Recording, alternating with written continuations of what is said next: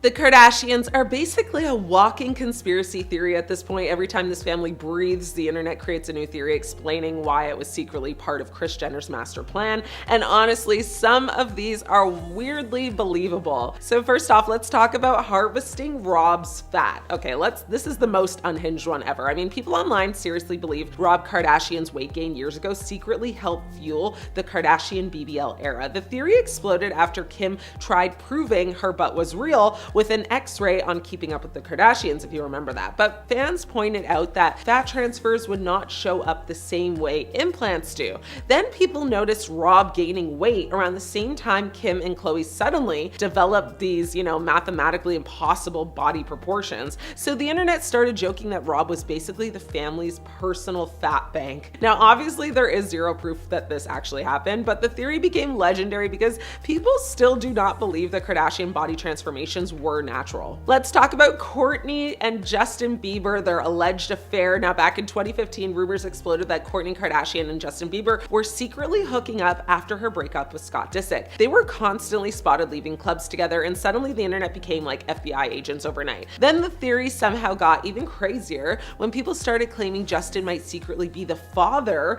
of Kourtney's son Reign because fans thought that they looked alike. Yes, the internet looked at a literal child and said, hold on, that's baby Bieber. The rumor got so massive that Reign himself eventually denied it years later on like an Instagram live or something, but still, people are crazy and they refuse to let this conspiracy die. Let's talk about Kim's fake wedding. Now, a huge amount of people believe Kim Kardashian's marriage to Kris Humphries was completely staged for ratings. And honestly, 72 days is not exactly beating the allegations. Fans started questioning everything after reports claimed parts of the proposal were recreated for television because Kim did not like how she looked originally, which immediately made people wonder if the relationship itself was partly, manufactured for the show. Because once reality TV starts recreating emotional moments, people stop knowing what is actually real and what's actually not. Let's talk about the Pimp Mama Kris agenda. Okay, so this is all about Kris Jenner, or as the internet calls her, PMK, Pimp Mama Kris.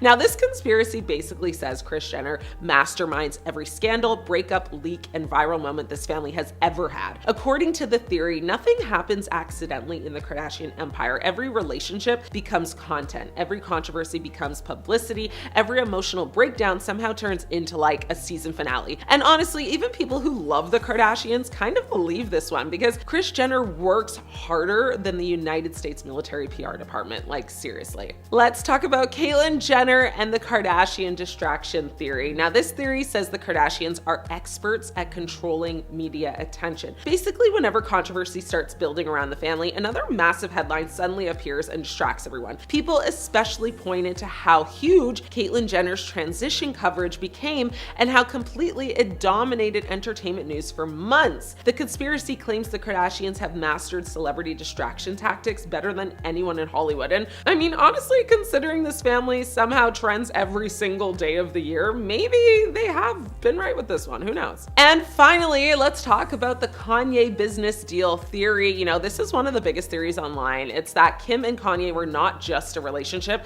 they were a strategic power move. People noticed Kim's image completely transformed during their marriage. Suddenly, she went from reality TV glamour to like high fashion runway queen almost overnight. At the same time, Kanye gained even more mainstream celebrity influence while Kim entered elite fashion circles. Now, obviously, they had a real relationship. I mean, they had like a ton of kids together, but fans still believe their marriage also functioned like one giant billion-dollar branding partnership because nobody monetizes fame better than the Kardashians and Kanye at this point. And I mean, at this point, the Kardashians are not even a family anymore. They're basically a full-time conspiracy theory with like Contour, a Hulu contract. It's a mess. When it comes to the Kardashians, people either worship them or can't stand them, but beneath the glitz, glam, and Instagram filters, this famous family has had more than their fair share of scandals that could have landed them in serious trouble. And let's just say if their last name wasn't Kardashian or Jenner, things might have turned out very differently. Let's start with Kim Kardashian's S-tape scandal. Everyone knows that infamous tape with Ray J launched Kim into superstardom, but what a lot of people don't realize is how shady the whole deal really was. Reports surfaced years later that Kris Jenner actually helped broker the deal with Vivid Entertainment, essentially turning something that could have been a legal nightmare into the foundation of a billion-dollar empire. While Kim has always claimed she was the victim, multiple sources, including Ray J himself, have accused her family of orchestrating the whole release. If true, this wasn't just exploitation, it could have crossed into criminal territory with fraud and distribution without full consent. But instead of legal consequences, Kim got a reality show, and the rest is history. Now let's talk about Kendall Jenner's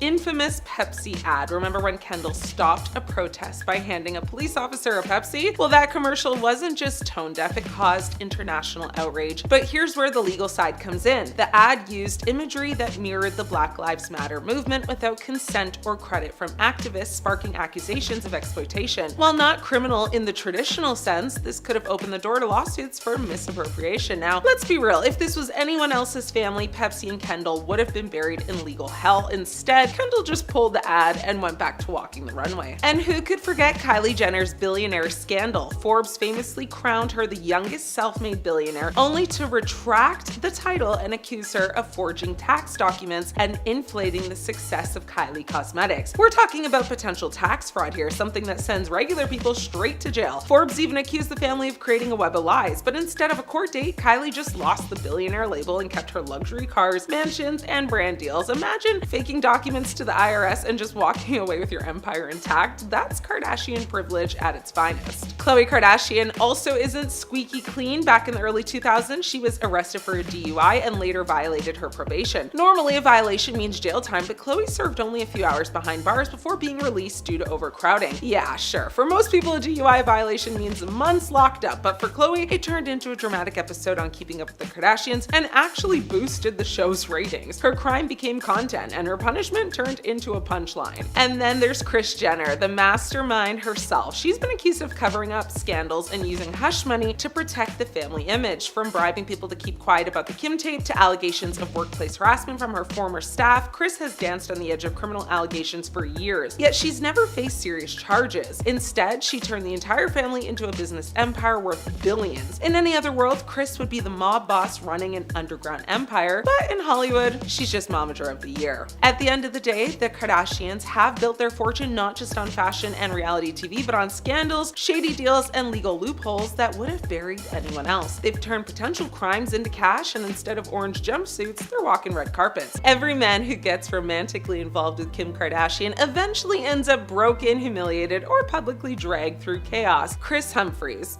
Kris Humphries thought he had it all, an NBA career, fame, and then marriage to Kim Kardashian, but his story turned into one of the most humiliating pop culture disasters of the decade. Their marriage lasted a record-breaking 72 days before collapsing into tabloid chaos. Humphries went from being a solid basketball player to a national punchline, booed by fans in arenas across the country. He later admitted he felt like his entire career had been overshadowed by that marriage, and he never regained his footing in the NBA. One wedding with Kim, and his legacy was destroyed. Kanye West. Now, Kanye West might be the most tragic example. When Kim and Kanye got together, he was a cultural god, one of the most influential artists alive, but during their marriage, the controversy started spiraling. Bizarre Twitter rants, public feuds, his run for presidency, and explosive interviews that tanked his reputation and career. By the time Kim filed for divorce, Kanye wasn't the icon he once was. He was viewed as unstable, erratic, and controversial to the point of cancellation. Some fans argue Kim drained the very life out of his image, leaving him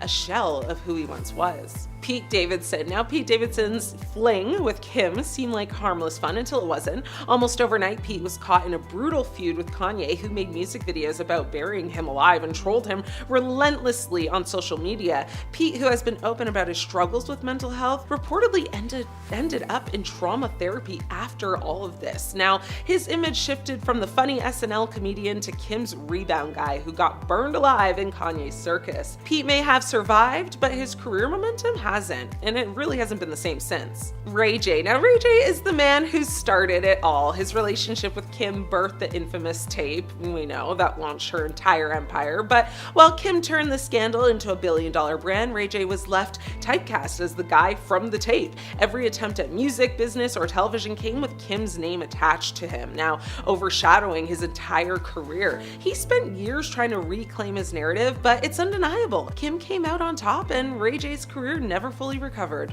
Reggie Bush. Now, Reggie Bush was one of the NFL's most exciting players when he dated Kim, but after their breakup, his career slowly faded into mediocrity. Fans often joked about the Kardashian curse, being Reggie, never lived up to the superstar expectations set early on, and despite being, a Heisman Trophy winner, his name gets brought up less for his sports legacy and more for being one of Kim's exes. That alone shows the destructive pattern dating Kim makes your personal brand all about her, not you. Either way, history doesn't lie. Every man Kim Kardashian dates ends up destroyed. Kris Jenner pimped out her daughters to build a billion-dollar empire, and you cannot convince me otherwise. You ever notice how Kris Jenner somehow turned literally every family disaster into a business meeting? At this point, the woman does not see a daughter, she sees quarterly earnings. And listen, nobody can deny the Kardashians built one of the biggest celebrity empires on the planet. Billion-dollar brands, TV domination, makeup lines, fashion deals, private jets, entire economies built off beige furniture and contour sticks. But people are seriously starting to ask one question louder than ever.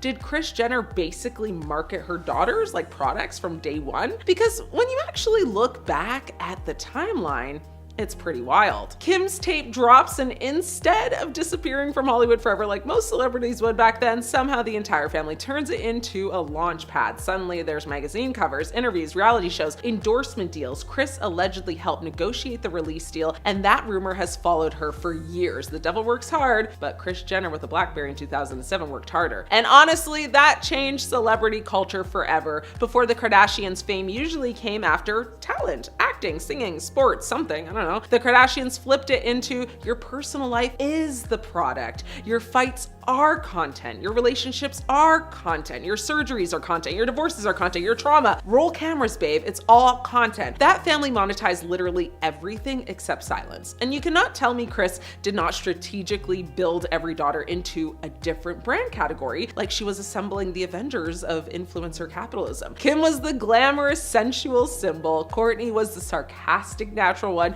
Khloe became the relatable, funny sister. Kendall was high fashion and tequila. Kylie was the billionaire beauty mogul before she could legally rent a car. Kris really looked at her children and said, diversification. Even old Keeping Up clips hit different now. There are scenes where Kris openly talks about branding opportunities, image management, publicity. Kendall's modeling career was treated like a corporate rollout. Kylie's transformation from regular Calabasas teenager into full glam Instagram baddie happened at lightning speed, and the internet has been debating for years whether she was pushed way too young into adult fame culture. Because let's be real for a second, Kylie was still a teenager dating grown rappers while getting thrown into beauty campaigns and global attention before she even fully became an adult. The girl went from like braces to billion-dollar CEO in about, 11 minutes. And the craziest part, it actually worked. That is why people are so fascinated by Kris Jenner. She might genuinely be one of the smartest media masterminds Hollywood has ever seen. Ruthless? Maybe. Calculated? Absolutely. But stupid? Never. This woman turned one reality show into a multi-billion-dollar dynasty. Most reality stars cannot even turn their 15 minutes into a podcast sponsorship. Kris turned hers into private islands and trademark filings. But the criticism keeps growing because people feel like the line between family and business completely disappeared. Every breakup became a season finale. Every cheating scandal became promotion. Every emotional meltdown somehow had professional lighting and an executive producer credit. Even fans joked that Kris would film the apocalypse if, Hulu renewed for another season. And honestly, the internet has become way more uncomfortable with how young fame started for Kendall and Kylie. People now look back at old clips and interviews differently because social media has changed how audiences see exploitation in celebrity families, especially momager culture, because Kris did not just manage careers, she built an entire machine where the family itself became the commodity. And whether you respect it or think it is completely insane, you can't deny she changed Hollywood forever. At this point, Kris Jenner deserves a Harvard business course and at least 3 FBI documentaries documentaries. I mean, no one on earth has ever monetized family drama harder than this woman. Nobody, literally. Maybe Joe Jackson, I don't know. The American economy might actually collapse if Kris Jenner ever stops scheduling brand meetings. I love me a good class action lawsuit, and this one might be right up my alley because apparently Skims is being hit with one. Kim, you in danger, girl. So Kim Kardashian might be having one of those billionaire boss babe weeks where the group chat is suddenly very quiet because Skims is now being dragged into a class action lawsuit, and the internet is already acting like somebody yelled fire in a crowded Sephora. So according to reports, a former employee named David Knight is suing Skims, claiming the company failed to properly pay workers while he worked there from October to December 2025 in California. And the allegations are very messy. We are talking unpaid overtime, missed meal breaks, skipped rest periods, and claims that employees were not fully paid for all hours worked. He is also trying to turn this into a full class action lawsuit, which basically means he believes other workers there experience the exact same thing too. Now, before the Kardashians send Kris Jenner into full crisis management mode with, 6 burner phones and a smoothie in hand, let me be very clear here. These are allegations right now. Nothing has been proven in court. You're innocent until proven guilty. We know this. And Kim Kardashian herself is not personally named as a defendant in the lawsuit. But you already know the internet does not care about legal technicalities. The second people saw the words class action lawsuit and Skims in the same sentence, everybody suddenly became a labor law expert overnight. And honestly, the timing could not be worse because Skims has been on a nonstop winning streak for years. Like, celebrities wear it, influencers worship it, half the internet acts like putting on a Skims bodysuit will personally fix their taxes and heal childhood trauma. I mean, the brand became so massive that people started treating it less like shapewear and more like a personality trait. Like, who are you if you don't own a pair of Skims, right? But now people online are side-eyeing the whole thing because this is not even the first legal headache tied to Skims this year or the Kardashian-Jenner clan. I mean, Kylie's getting sued by her housekeepers right now. And earlier in 2026, the company also agreed to pay $200,000 to settle allegations involving sales tax issues in New Jersey after officials claimed customers were improperly charged taxes over multiple years. Skims said that situation was caused by a technical error, whatever that means. So now critics online are basically saying, hold on a second, why does this company keep ending up in legal drama? And social media never misses an opportunity to be dramatic. Some people are already posting things like, maybe the real thing getting squeezed here is the employees' paychecks, which real. I mean, this is insane work, and the internet also, this is exactly the type of stuff and comments that go viral, right? Meanwhile, Skims is denying everything, obviously. The company released a statement saying the lawsuit is basically a recycled legal template used by law firms in California hoping for fast settlements, which, I get it. They said they are fully committed to wage and labor law compliance, and they plan to fight the claims in court, of course. And honestly, this could go one of two ways. Either this lawsuit completely fizzles out like Miss Frizzle and Skims moves on like nothing happened while Kim posts another, perfectly beige Instagram photo pretending stress does not exist for her, or this thing somehow snowballs into a much bigger PR nightmare if more employees start coming forward. Because here's the thing, consumers today are way more aware of how companies treat workers behind the scenes, right? People are not just buying products anymore. They're buying into brands and images and lifestyles. So when a company, built on empowerment, confidence, and body positivity gets hit with labor allegations, people are gonna notice, and fast. Also, can we talk about how exhausting it must be to be rich and famous in 2026? I know, first world problems, whatever. But one minute you're selling shapewear, the next minute you are allegedly fighting overtime claims while TikTok detectives make 15-part conspiracy series with,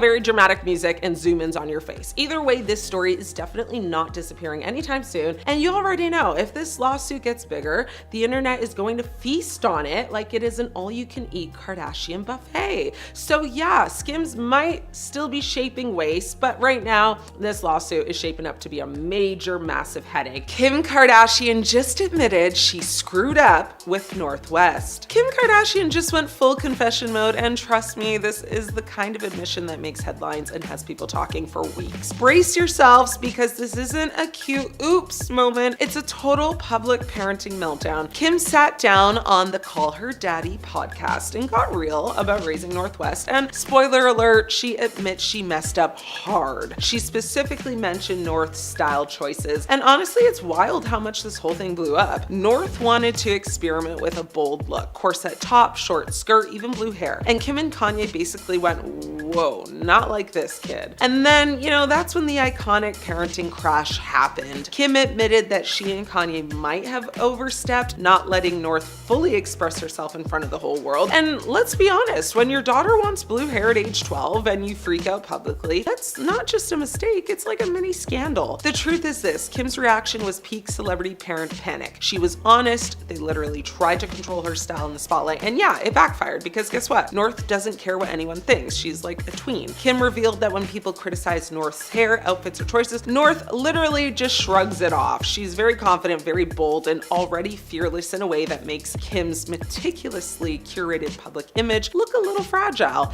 Kim admitted that, their overreaction to North's style was something they did in front of the entire world. Let that sink in. North isn't just experimenting with fashion, she's doing it under a microscope of fame, paparazzi, and social media trolls. And Kim's admitting they handled it poorly, very poorly. That's not just accountability, it's a rare, unfiltered kind of peek, behind the glossy Kardashian veil. But don't get it twisted. Kim isn't saying she's completely hands-off. She still draws lines. She's clear about boundaries in some areas, but for others, like hair color or outfit experimentation, she's learning to kind of take a step back. I mean, that's a major shift from the hyper-managed, always perfect image the Kardashians have been known for. North apparently knows what she wants, and Kim is slowly realizing that micromanaging her in public is probably not a great look. Kim also asked for a little understanding from the public. She reminded everyone that raising kids, especially in the spotlight, is very chaotic, very complicated. She has 4 children, multiple public projects, and yes, sometimes mistakes do happen. And honestly, this is a rare level of vulnerability from Kim. She's admitting straight up that fame and parenting are a very messy combo. She isn't spinning this as some calculated PR movement or move. She's owning a misstep, which in Kardashian terms is almost revolutionary. So let's not ignore the subtle receipts here. Kim has a history of controlling North's image. Remember the blue hair kerfuffle, the corset controversy, and that time North was heavily critiqued for her fashion choices. Well, add in the backdrop of Kanye's concerns, meltdowns, and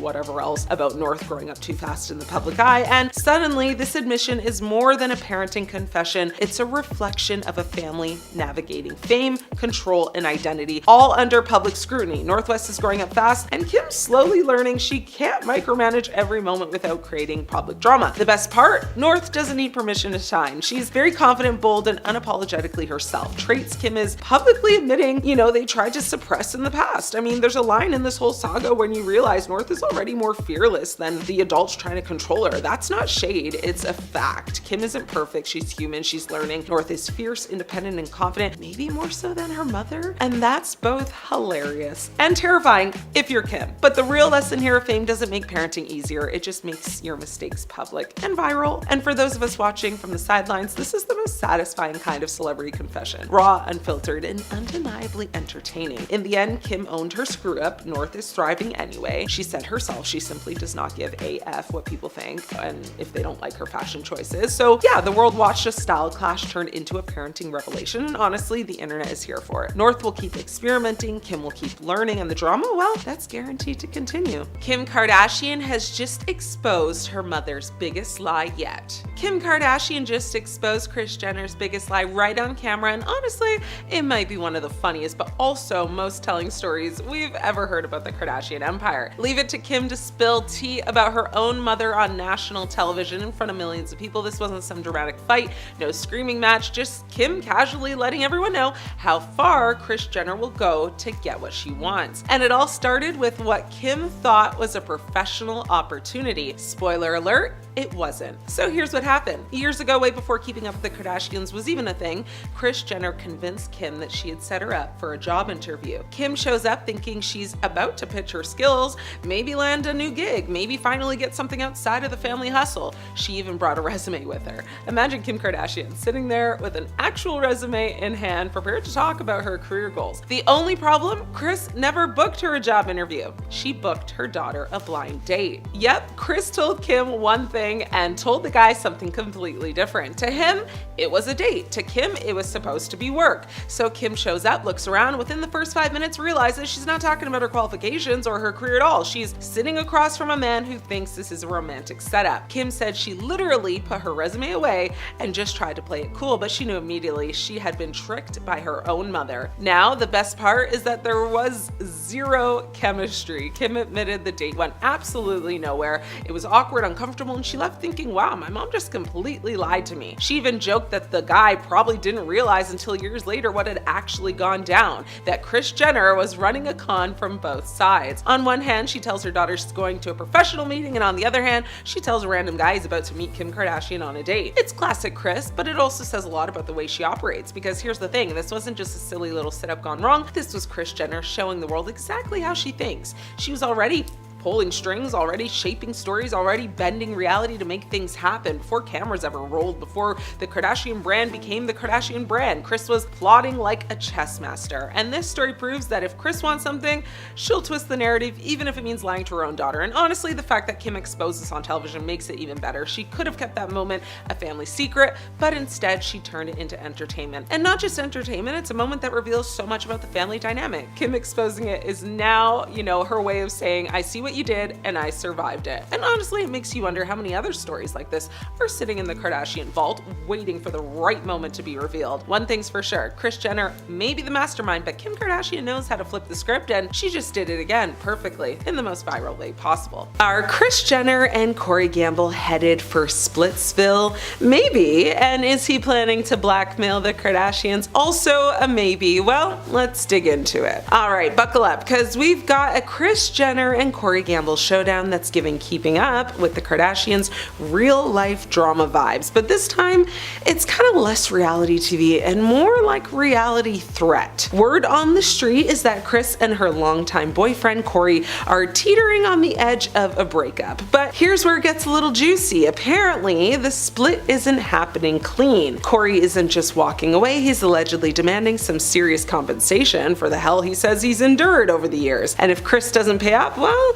he might just spill some family secrets. Yeah, we're talking blackmail level drama. Every source says the relationship has been hanging on literally by a thread for a while now. Picture it, I mean, every event, every night out ends with tension. It's practically routine at this point. And we're not talking about behind closed doors drama that is happening in public in front of Hollywood royalty. I mean, at Jeff Bezos' wedding in Venice last month, things apparently got really heated between them, but that was just a warm-up act. I mean, fast forward to Beyonce's Cowboy Carter concert in Vegas on July 26th, and Kris and Corey were back at it again. I mean, they had a blow-up in the VIP section. Kris stormed off and Corey was left visibly agitated. And who had to step in? Well, none other than Khloe Kardashian, trying to calm Corey down before things spiraled even further. One insider even said Kris has this habit of kind of ridiculing Corey in public, making him the punchline of all her jokes, and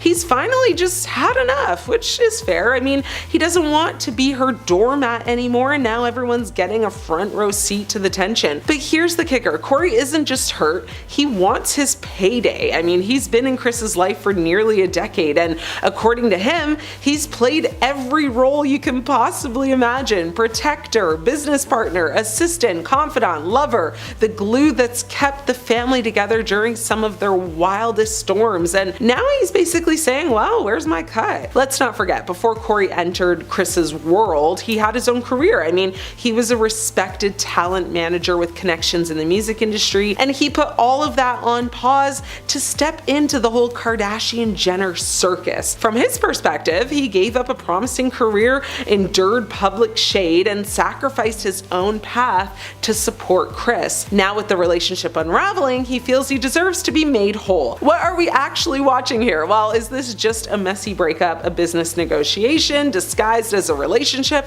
or a power play where secrets become bargaining chips? Honestly, it feels like all of the above to me, and this is where it gets scary for Kris, because if Corey really does spill the tea, we're talking Kardashian secrets that could rattle the entire empire. This isn't just about Kris losing her boyfriend, it's about potentially losing control of her family's carefully crafted narrative. So get your popcorn, because this isn't ending quietly. I mean, Corey's demands, Kris's empire, and the looming threat of exposed secrets, this saga could reshape the Kardashian dynasty. Lamar Odom has been exposed. Khloe Kardashian reveals shocking details in the new documentary on Netflix. If you thought you knew the story of Lamar Odom and Khloe Kardashian, think again, because this new documentary is peeling it back in a way that's honestly a little uncomfortable to say the least. We're not talking about the polished E-network fairy tale version. This is the messy, behind the scenes, wait, that's why, or that's what's happening version. So according to the documentary, one of the biggest bombshells is Lamar's real motive going into the relationship. And let's just say it wasn't exactly love at first sight the way it was sold to us. The narrative we all watched was whirlwind romance, instant chemistry, Vegas wedding vibes, but behind the scenes, there were other factors at play, including timing, opportunity, and yes, fame. And listen, I'm not saying Khloe wasn't all in, because she clearly was. She was riding hard for that man, defending him like it was a full-time job. But the documentary suggests Lamar may have seen the relationship as more than just emotional. It was strategic too. Being tied to one of the most powerful families in pop culture, I mean, that comes with a lot of perks, attention, and a whole new level of visibility. Now here's where it gets even messier. Khloe apparently opens up about just how deep Lamar's struggles really went during their marriage, and not the surface level stuff we hear about, in the headlines. We're talking about a lifestyle that was spiraling way faster and way darker than what was publicly known at the time. And she was dealing with it all largely behind closed doors, trying to hold everything together while the world watched their perfect relationship. So imagine trying to play wife, crisis manager, and PR shield all at once. It's exhausting. I mean, it doesn't even begin to cover it. And the documentary doesn't hold back on Lamar either. He admits to cheating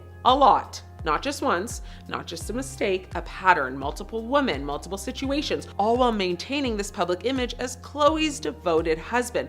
It's giving double life. It's giving bold, audacious. But what really hits is the contrast, because while he was out here moving reckless, Khloe was apparently going above and beyond to protect him, even covering things up to avoid public humiliation for him, which, let's be honest, is a level of loyalty that most people would not survive emotionally. And then there's the part that makes everything click into place. His downward spiral didn't just affect their relationship, it completely consumed it. The substance dependency issues, the secrecy, the betrayals. It wasn't just cracks in the foundation, it was the whole house collapsing. On screen in the documentary, the former NBA player says, "I had 12 strokes and 6 heart attacks," recalling his 2015 ordeal following his OD. He continued to say, "That's not average SHIT. I was dead for 3 days. I made it though." Khloe recalls on screen that she got a phone call from a woman who told her, "I've been sleeping with your husband." His mistress was freaked out by how messed up he was on these substances. Khloe says, and told her, "I've got to get off of this ride. Can you pick him up?"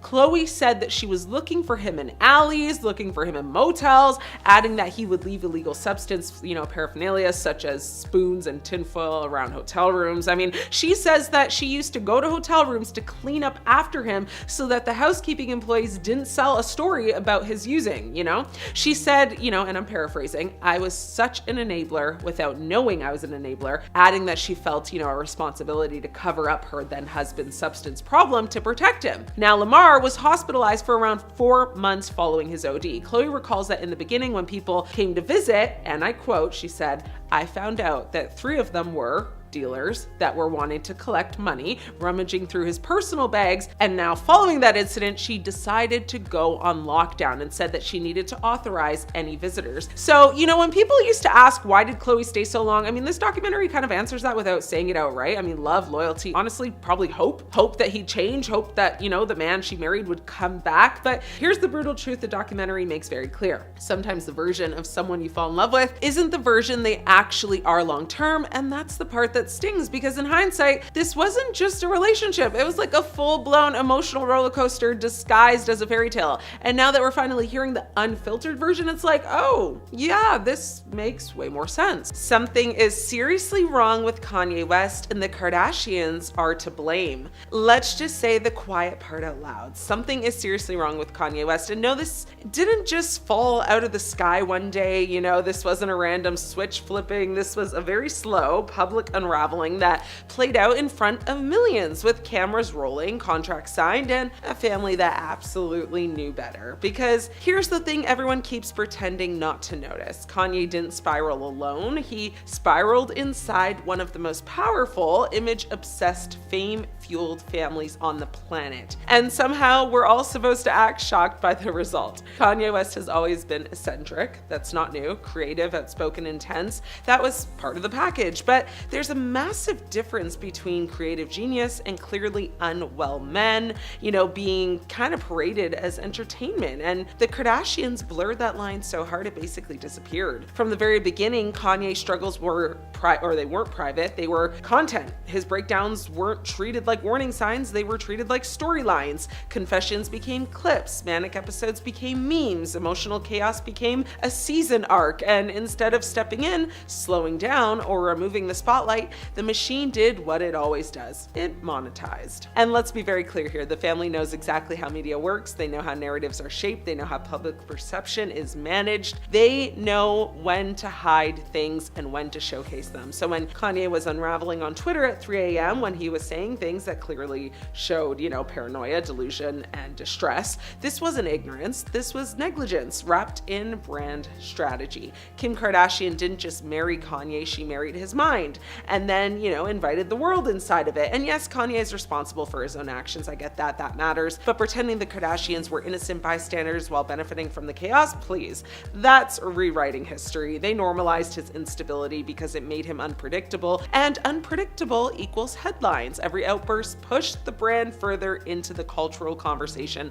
Every controversy fueled ratings, every breakdown made people click, and when things get too uncomfortable, well, that's when the narrative flipped. Suddenly, Kanye wasn't the misunderstood artist anymore, he was the problem, the liability, the embarrassment. Notice how fast the sympathy disappeared once he stopped being useful. Once Kanye stopped playing the role, once he became uncontrollable instead of marketable, that's when the distancing started. That's when he was, language came out. And that's when responsibility quietly vanished. But, mental health doesn't work like a PR crisis. You don't get to profit from someone's instability and then wash your hands of it when it gets messy. And here's the uncomfortable truth nobody wants to talk about or sit with. Kanye's current state didn't happen after the Kardashians. It was intensified within that environment. A world of constant cameras, zero boundaries, absolute, validation, no grounding, no stillness, no accountability, just exposure, praise, pressure, and performance on repeat. That environment is toxic for a healthy person. So for someone already struggling, it's gasoline on fire. Now fast forward to today, Kanye's isolated, erratic, extreme, saying things that damage not only himself, but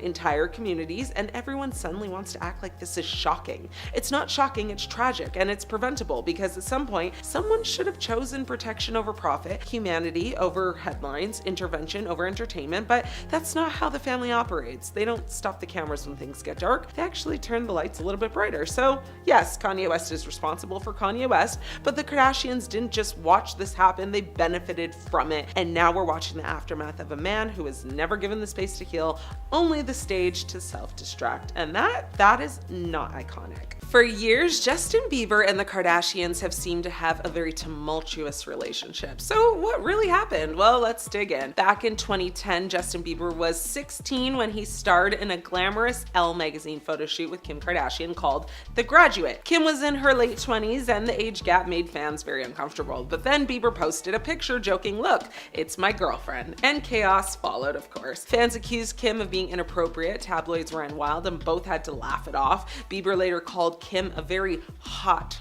friend, but the drama set the stage for years of speculation. Now fast forward to 2014 when Kendall Jenner became the next rumor. Paparazzi spotted her and Bieber having dinner together in Paris during Fashion Week, and instantly the internet decided they were dating. Justin denied anything serious, but their close appearances at parties and events kept fueling the fire. Was it a fling? Was it just a friendship? Fans couldn't decide, and then things escalated when Bieber was linked to Kendall's older sister Kourtney. He just running through them. By late 2015, Bieber and and Kourtney Kardashian were seen everywhere, leaving clubs together, spotted at the Nice Guy, hanging out at karaoke lounges, even rumors of late-night hotel visits. Sources claimed it was casual, but Bieber didn't exactly deny it. Now, on the Burt Show, he joked saying, "I'm being used, man," and then quickly added, no, she's great. Social media went insane when Bieber captioned a post saying, "Lord knows," which many thought was aimed directly at Scott Disick, Kourtney's ex, who calls himself Lord Disick. The scandal grew even bigger when conspiracy theories claimed Bieber might be the father of Kourtney's youngest son, Rain. The rumor spread so far that years later, Rain himself shut it down, saying Scott is his dad and laughing off the Bieber connection. Social media was the gasoline on all of this, of course. Bieber's tweet about Kim calling her his girlfriend, his cryptic Lord knows post during the Kourtney saga, fans were ready to interpret literally every move, every caption, every photo as evidence of something deeper. The Kardashians knew exactly how to ride this wave, while Bieber was stuck being the teenage superstar whose every friendship turned into a headline. So what's the real here, and what was pure gossip? Well, confirmed Bieber and Kourtney had a short fling in 2015-2016. Confirmed his 2010 photo shoot with Kim Kardashian was real, but not romantic, allegedly. Confirmed he and Kendall hung out, but both denied it was serious. Completely debunked was the theory, though, that Bieber fathered Rain Disick. That one, was nothing more than tabloids running wild. The only sister who seemingly has no involvement with JB is Khloe Kardashian. And yes, honestly, I love that for her. Looking back, it's clear the Bieber-Kardashian connection was never about love stories so much as it was about the power of celebrity culture. Justin was growing up under the brightest spotlight in pop history, and the Kardashians were building their empire on headlines. Together, they created like the perfect storm of rumors, memes, and paparazzi moments that defined an era. Today, Bieber is focused, of course, on his marriage and new albums and Skylark, and the Kardashians are raising families, and that wild chapter is just in the past. But the photos, the captions, and the chaos. The Kardashians film crew may seem to film it all, but there's some stuff they are absolutely forbidden to. They say cameras don't lie, but in Calabasas, even the truth gets glam filtered. The Kardashians built an empire off reality, but there's a long list of things the crew was flat out forbidden to film. Let's just say behind all the diamonds, the contour, and the chaos, the real secrets stayed off camera. First up, Kylie Jenner's secret pregnancy.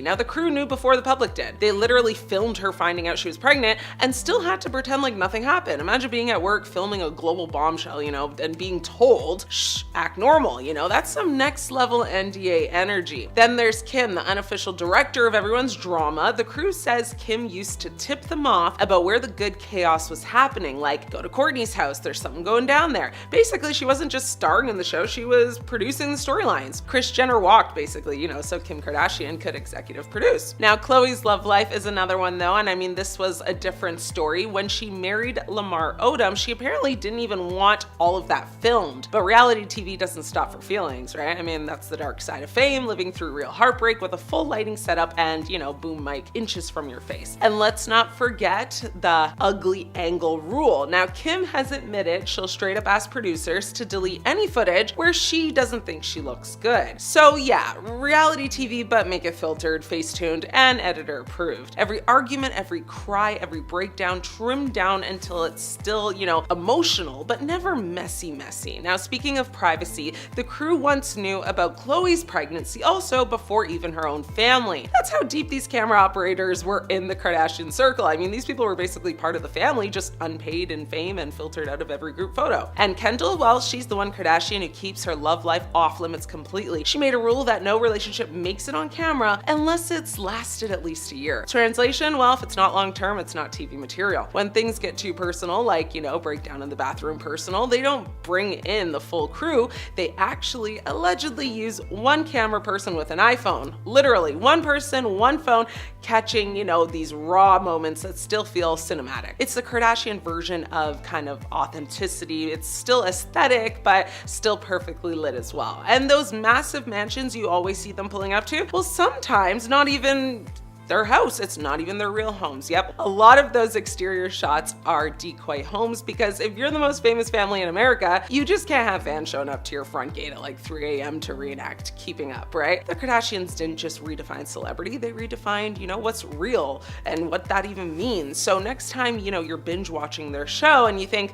Wow, that's raw. Just remember, if you saw it, it's because they wanted you to. Keeping up with the Kardashians coming clean has been a full-time job, and finally, the truth about their plastic surgery has been revealed. Few families in Hollywood have been as scrutinized for their physical transformations as the Kardashian-Jenners. They have been criticized for seemingly lying about or avoiding openly discussing their plastic surgery procedures, which may be due to a combination of factors. Some speculate that they want to maintain the perception of natural beauty to continue building their brands and influence. Others suggest that they may fear backlash or negative attention if they are perceived as promoting unrealistic beauty standards. Additionally, there's a potential for lawsuits or negative publicity if they admit to certain procedures, as seen in the past. Now, both on social media and in interviews with the press, Kim, Khloe, Kylie, Kourtney, Kris, and Kendall have faced endless questions about whether or not they've undergone plastic surgery, and in some cases, they've come under fire for denying certain procedures. It isn't new for someone to hop on a mic and ask, a Kardashian to reveal the specifics of their plastic surgeries, but it is new for one of them to respond. Kylie Jenner has not always openly acknowledged undergoing breast augmentation surgery. She initially denied having work done on her breast, but ended up confirming it on the Kardashians. She even shared details about a second procedure, including the size of her implants, on TikTok recently. Responding to a comment, she said, 445cc, moderate profile, have under the muscle, silicone, Garth Fisher, hope this helps, lol. Jenner has also expressed regret over her decision to get, breast implants before becoming a mother. Her providing the details of her implants was an instantly viral moment, probably because Kylie hadn't even confirmed she had a second breast augmentation to begin with. Now, this shortly follows Kris Jenner shocking the world just a couple weeks ago, with a new face that looked decades younger. Though she didn't come right out to reveal what she'd had done, she didn't deny mass speculation that a facelift was the culprit either. In fact, the representatives confirmed that she had recent work done by Stephen Levine. Now, they didn't specify what procedure she's undergone, but seeing as Dr. Levine specializes in facelifts, the internet, put two and two together. Kim Kardashian has come a long way since her first brush with Botox during a 2010 episode of Keeping Up. Now, the reality star wrote on her now defunct blog that, she freaked out over facial bruising following the injection. She said in the episode, "I'm feeling like my eyes are on fire. What if, he hit a nerve? Seriously, I know this is not normal. What I am feeling is not normal." However, she's since admitted to having a little bit of Botox, but no filler, in her face during a 2022 Alert interview and getting Botox injections in her neck on a 2023 episode of The Kardashians. So why are they bearing it all now? Well, like always, the Kardashians follow trends, and it seems as though right now it's on trend to admit to getting work done. They also may just be tired of lying, but what do you guys think though? Is there a bigger reason they are suddenly being honest with their fans? Is Kim Kardashian okay? People are asking, where are her organs? Kim Kardashian has officially out-Kimmed herself. Again, the internet is spiraling over her latest look, this time not because it's jaw-droppingly fabulous, but because, well, people genuinely want to know, where are her organs? So let's set the scene. Kim steps out at the Balenciaga Couture show in Paris looking like a walking sculpture. Not even exaggerating, she's in a black corseted dress, so cinched at the waist it looks like she left her internal organs in the Uber. Her waist non-existent, her ribs probably on vacation, her posture somewhere between Barbie and Beetlejuice's kind of shrunken head guy. Naturally, the photos of the outfit hit the internet and TikTok went full detective mode, and by detective I mean everyone turned into Grey's Anatomy interns trying to figure out where her spleen might be hiding. One person straight up asked, "Where are her organs?" Another said, "Sis doesn't have lungs anymore." And look, they're not being dramatic, okay? I mean, maybe a little, but the dress truly looks like it defies basic biology. Some users even started referencing, vintage Kim, like remember 2008 Kim, Calabasas Kim, back when her waist actually had room for a pancreas and a functioning large intestine. I mean, fans are comparing that to now and wondering how we got from there to this alien-waisted Balenciaga bot version. And it's bad when people start genuinely getting worried. I mean, one comment read, "This is terrifying, it's gone too far." Another person said, "This should be illegal." I mean, the concern isn't just about aesthetics anymore, it's about the pressure these extreme looks place on people watching, especially young girls. When the most famous woman in the world is walking around looking like her ribcage got vacuum sealed, I mean, people are going to question their own bodies now, and that's not a flex, it's a problem. Now let's talk about the designer of the day. Balenciaga, the same brand that once made $1,800 platform Crocs and sent models down the runway looking like glitchy Sims. Their vibe has always been fashion, but make it confusing. And Kim, I mean, she's their muse, but this look, took high fashion into Hunger Games capital territory. This is not Kim's first time with cartoonish proportions either. Let's not forget 2019 Met Gala when she wore that, muggler wet look dress. She later admitted that she could barely sit or even pee in it. Like, that's a red flag, right? If your dress comes with a bladder warning, maybe fashion has gone too far. And before the trolls start crying jealousy or it's just a corset, let's remember, even corsets have limits. This isn't about hating on Kim's body. Kim's body is hers to sculpt, train, surgically enhance, whatever. But when your body starts to look physically impossible and people can't tell if your waist is edited or surgically reshaped or literally being held together with prayer and Balenciaga thread, people are going to talk. And let's not pretend this doesn't influence the masses. Kim's not just another influencer, she is the influence. When she steps out with a 12-inch waist, thousands of people rush to waist trainers and sketchy shapewear sites hoping to replicate the look. Except most bodies don't work like that. Most lungs actually need space. Most organs don't, vibe with compression to that degree. It's not hate, it's basic anatomy. It's also worth pointing out that Kim didn't post many full body shots of this outfit herself. That's unusual for her. Usually if she's wearing something that makes the internet collapse, she's posting angles, slow-mo walks, 4K reels, this time crickets. That has people wondering, did she Photoshop it? Is the waist real? Are we being trolled? Is this AI? Or are we just seeing the final boss of Kardashian contouring? At the end of the day, Kim Kardashian is gonna Kim Kardashian. She's built an empire off breaking the internet and warping beauty standards, but maybe, just maybe, this latest look is less of a fashion serve and more of a health scare in couture form. Because when the collective response to your outfit isn't she looks amazing,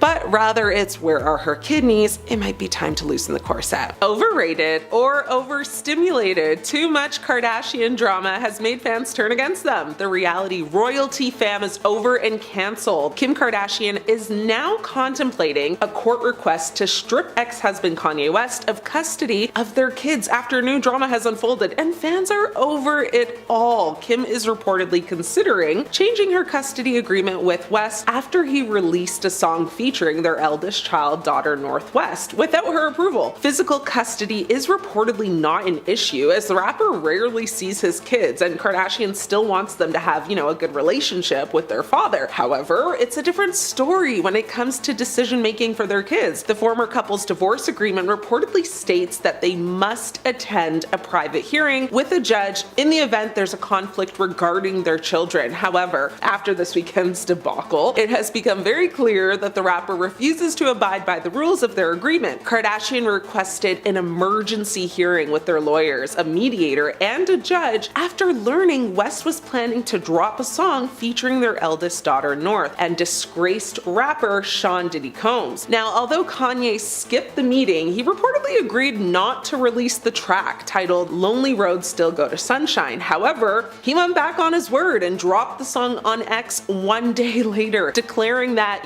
men make the final decision. The rapper also shared a heated text exchange between himself and Kardashian, who made it very clear she did not want their daughter involved with the jailed Bad Boys record mogul. Kanye seemed furious about Kardashian sending him a cease and desist letter and trademarking their daughter's name, despite it allegedly being a decision they made together. He allegedly texted his ex-wife in the now since deleted upload, of course. The text said, "I'm never speaking with you again." However, Kardashian claimed they had agreed to trademark all of their kids' names when they were born so that no one else would take them. She replied saying, "I asked you at the time if I can trademark her name. You said yes. When she's 18, it goes to her. So stop. I sent paperwork over so she wouldn't be in the Diddy song to protect her." Kanye asked her to amend the legal papers or risk going to war. He also threatened her, adding, "And neither of us will will recover from the public fallout. You're going to have to unalive me. So dramatic, I can't. Soon after, he went on a very lengthy ex-rant like usual, accusing the Kardashian mogul of restricting,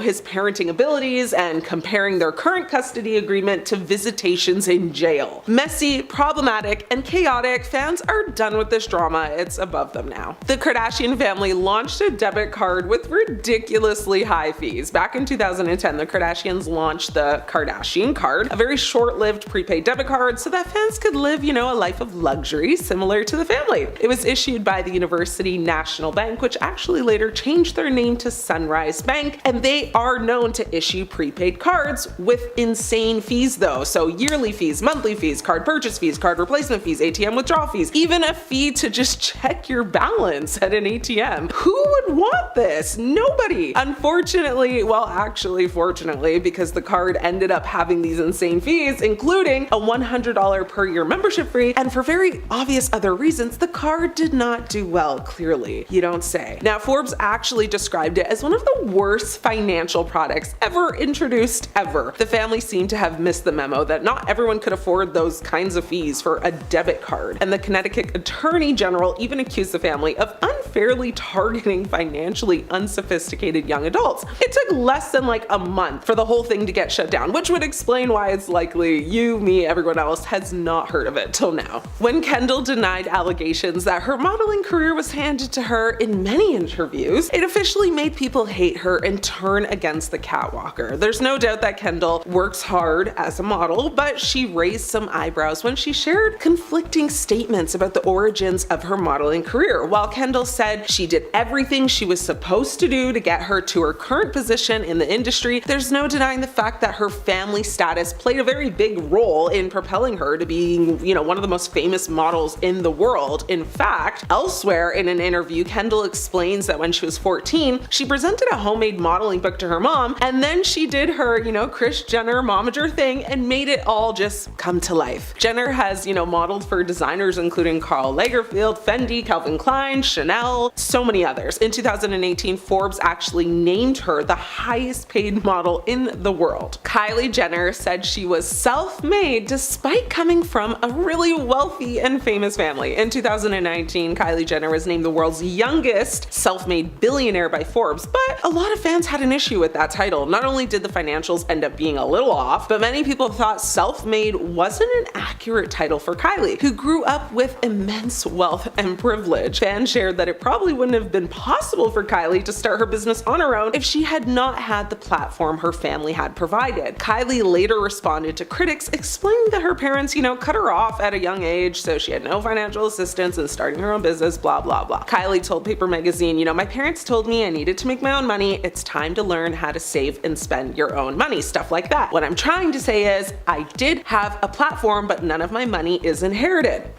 Jenner has said that she credits her success to social media and her large following. Kinda true. She has said that she was able to advertise her products directly to her fans with little marketing expense. And just like her big sis Kendall, she has faced immense backlash for several reasons. Some honorable mentions include, lying about her net worth and exaggerating her role in building her cosmetic company. She's also been accused of cultural appropriation, just like her sisters, and of course she's faced a lot of criticism for promoting very unrealistic beauty standards and using Photoshop and editing tools on literally all of her photos and videos. Kim losing her diamond earring might have been in the first 5 moments fans started turning against the family. You know this one well, at least you should. Kim's then boyfriend Chris Humphries tossed her into the ocean, and her $75,000 earring was a casualty. The force of the throw caused a diamond earring, which was a part of a larger necklace, to actually come off and fall into the ocean. Kim had a significant emotional reaction to the loss, full-blown breakdown, crying and expressing her distress over the missing earring. Kim and her sister Chloe frantically searched for the lost diamond, even joking about where it might be. The earring was never found, and the incident became a viral moment on Keeping Up with the Kardashians. Kim Kardashian's Aaliyah Halloween costume had her fans turning against her immediately. The costume specifically recreated the look from Aaliyah's Try Again music video, which included a custom bra top and J brand leather pants. Now, many critics criticized Kim's costume, arguing it was insensitive and disrespectful to Aaliyah, who was a black singer and a cultural icon. Now, the social media mogul issued an apology after many Twitter users at the time called her Aaliyah Halloween costume offensive, right, in October of 2017. Kim actually wrote on her website saying Aaliyah was such an amazing singer and she will forever be a music legend. I saw online that some people thought my costume was in poor taste, and I am truly sorry if that offended anyone. We don't see color in my home. We were paying homage to people and artists we love and respect. It's that simple. Kim's designer debacle. Kimmy sparked, a lot of irritation from fans when she posted a now deleted video showcasing free goods she received from Dolce & Gabbana to her Instagram stories back in January of 2019. Followers were outraged by the post, with many pointing out that the controversial brand has come under fire multiple times over the years, most notably for a 2015 interview with Italian magazine Panorama, in which designing duo Stefano Gabbana and Domenico Dolce referred to IVF babies as chemical offsprings and synthetic children. That's wild. And to note off of that, Kim actually became pregnant with her second child, Saint, through IVF. So yeah. Dolce later apologized for, his inappropriate words, but the damage was done. Now, footage from when Kim told women in business they needed to get their bleeping behind up and work has completely turned her fans off, like permanently. It's 100% easier to be successful when you're a Kardashian, but that seemed to have slipped Kim's mind when she dished out some advice to working women. Despite the fact that Kim was born into a very wealthy, well-connected family, skyrocketed to fame thanks to TV and that tape we won't talk about, she explained that she thought the problem with people in business was that no one wanted to work. Kim told Variety, "Get your bleeping behind up and work. It seems like nobody wants to work these days. You have to surround yourself with people that want to work and have a good work environment where everyone loves what they do." And while that is true, yes, you do have to work hard to reap benefits. It's definitely not as simple as that for people who aren't born into wealth and fame. Kim faced backlash from viewers, called her out for ignoring her upbringing's role in her success, and how many people do work hard but aren't even financially compensated for it. Now, despite this footage being a couple years old now, it still is being talked about today. I'm talking about it right now. It's still messy and people are still mad. Back in 2014 to 2016, Kris really did have to work to prevent some photos from leaking. The unexpected part was that they were her own private images because someone had hacked her iCloud. Christina, aka the woman that hacked the iCloud, was indicted by a grand jury in 2016. Not only did she hack the cloud, she also sent some pretty messed up texts to Kris & Co., assistant, then husband, and other family members. She also, I guess, sent texts pretending to be Kris to Kris's kids and partner. She claimed that she put tracking devices on their cars and would message people that Kris had serious diseases, but it goes even further. The hacker also impersonated the famous matriarch over the phone, allegedly even occasionally calling the authorities with fake emergencies or swatting the family. Swatting referring to calling in fake emergencies that are serious enough to have someone's home checked out by SWAT teams. Just overall being an absolute headache and causing a lot of heartache. Then, of course, there were the accusations regarding social media, because if the hacker got into the iCloud, it really would only be a matter of time before social media sites like Instagram would be compromised. Allegedly, the hacker posted demeaning things about Kris's family as Kris, even going so far as to post phone numbers. And for a family as famous as this, that really is a big problem. Plus, no one wants their mom roasting them on the internet. It was also revealed that the stalker somehow got access to Kourtney's AOL account, so that means she didn't just get the username and password, but answers to the security questions too. The hacker did allegedly get access to the famous sister's emails. It actually ended up happening again with someone else in the family, however, the persecutors were reluctant to share their name. Per E-Online, the stalker was indicted for 6 counts of stalking, 4 counts of computer hacking, 1 count of extortion by threat, and 4 counts of aggravated identity theft related to the computer hacking offenses. Just like a laundry list of bad things. This isn't even the first time that Kris Jenner has been hacked, and I almost wonder if Christina was helped by a previous incident. Back in 2013, Kris Jenner and Kim Kardashian's contact information was leaked by hackers and posted to a website with just a bunch of other celebrities' personal data. Just a few years ago, an unauthorized photo of Khloe Kardashian was accidentally shared, leading to the famous family doing everything they could to scrub it from the internet. Here's the thing, the photo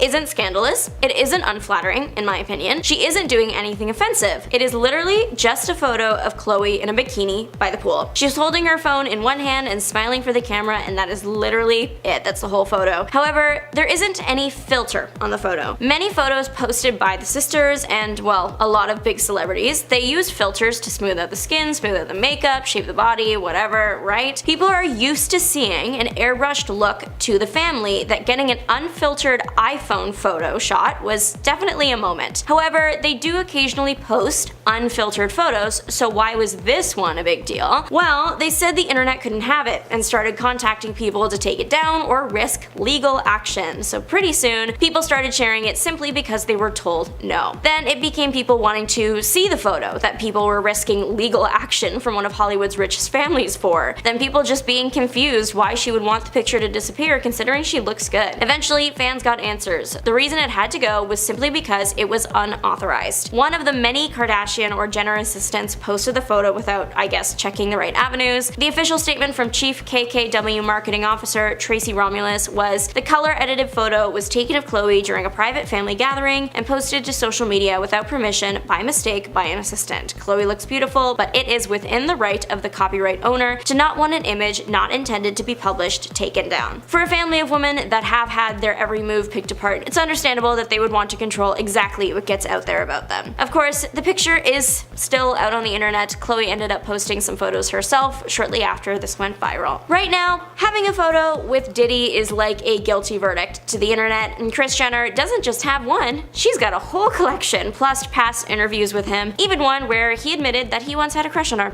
Yeah, so the Kardashian Jenners, it's no secret that to help maintain their status, they interact with other people at the same level of fame, and like it or not, Diddy was one of those people. He was at the top of the food chain when it came to hosting parties and having famous friends. Kris Jenner posted many selfies with the man over the years. It appears that she was quite close with him, and one can assume that she and her daughters received many invites to his parties. I mean, we know that they did because they have been photographed and videotaped at them many times. This has led to people wondering what the famous family knew and if they kept anything quiet. Khloe once spoke about her experience at a Diddy party in a 2014 episode of the reality show. She made claims that many of the attendees were unclothed, and then previously in the episode she had been talking about all the big names that she saw there, and now of course people are wondering if she was at just like a regular Diddy party or the type that he is now in jail for. But back to Kris Jenner, because there is an absolutely wild story circulating online right now regarding the matriarch. One woman that is claimed to be a Diddy victim has shared a troubling story involving not just the disgraced rapper, but also Kris Jenner and Jennifer Lopez. Adria English joined the Lionel B Show podcast to share a story from someone she knew that was allegedly a Diddy victim. She claims that her homegirl was harmed in a ritual to conjure up demons, that J-Lo was damaging her skin using glass, and that Kris Jenner watched. English claims that in order for the girl to escape, she had to pierce Kris's shoulder with the glass. English says that if you look back at past interviews, Kris says that she'd once been pierced. Different word, but hopefully you get it. Unfortunately, I have not been able to find anything that indicated that Kardashian has ever been involved in an incident like that. She doesn't appear to have a scar on either of her shoulders either, and she's worn a lot of clothes that's shown off her shoulders and collarbone. The interview has gathered about 710,000 views on YouTube, with a comment section overwhelmingly in favor of English. Again, I couldn't find anything to support her claims, but Diddy's trial is coming up very soon, so maybe we will get answers then. In an early season of Keeping Up with the Kardashians, you might have seen Kim and Kourtney pretty upset over some photos nearly being leaked to the press. Well, fan speculation and fact go hand in hand. Kim K's first husband seemingly wasn't the nicest guy. There are court documents that accuse the man of being physically and mentally rough with the reality TV star. Of course, this was like before the show, so we never actually saw any of that on camera, but the description of the alleged events are hard to read. Anyways, they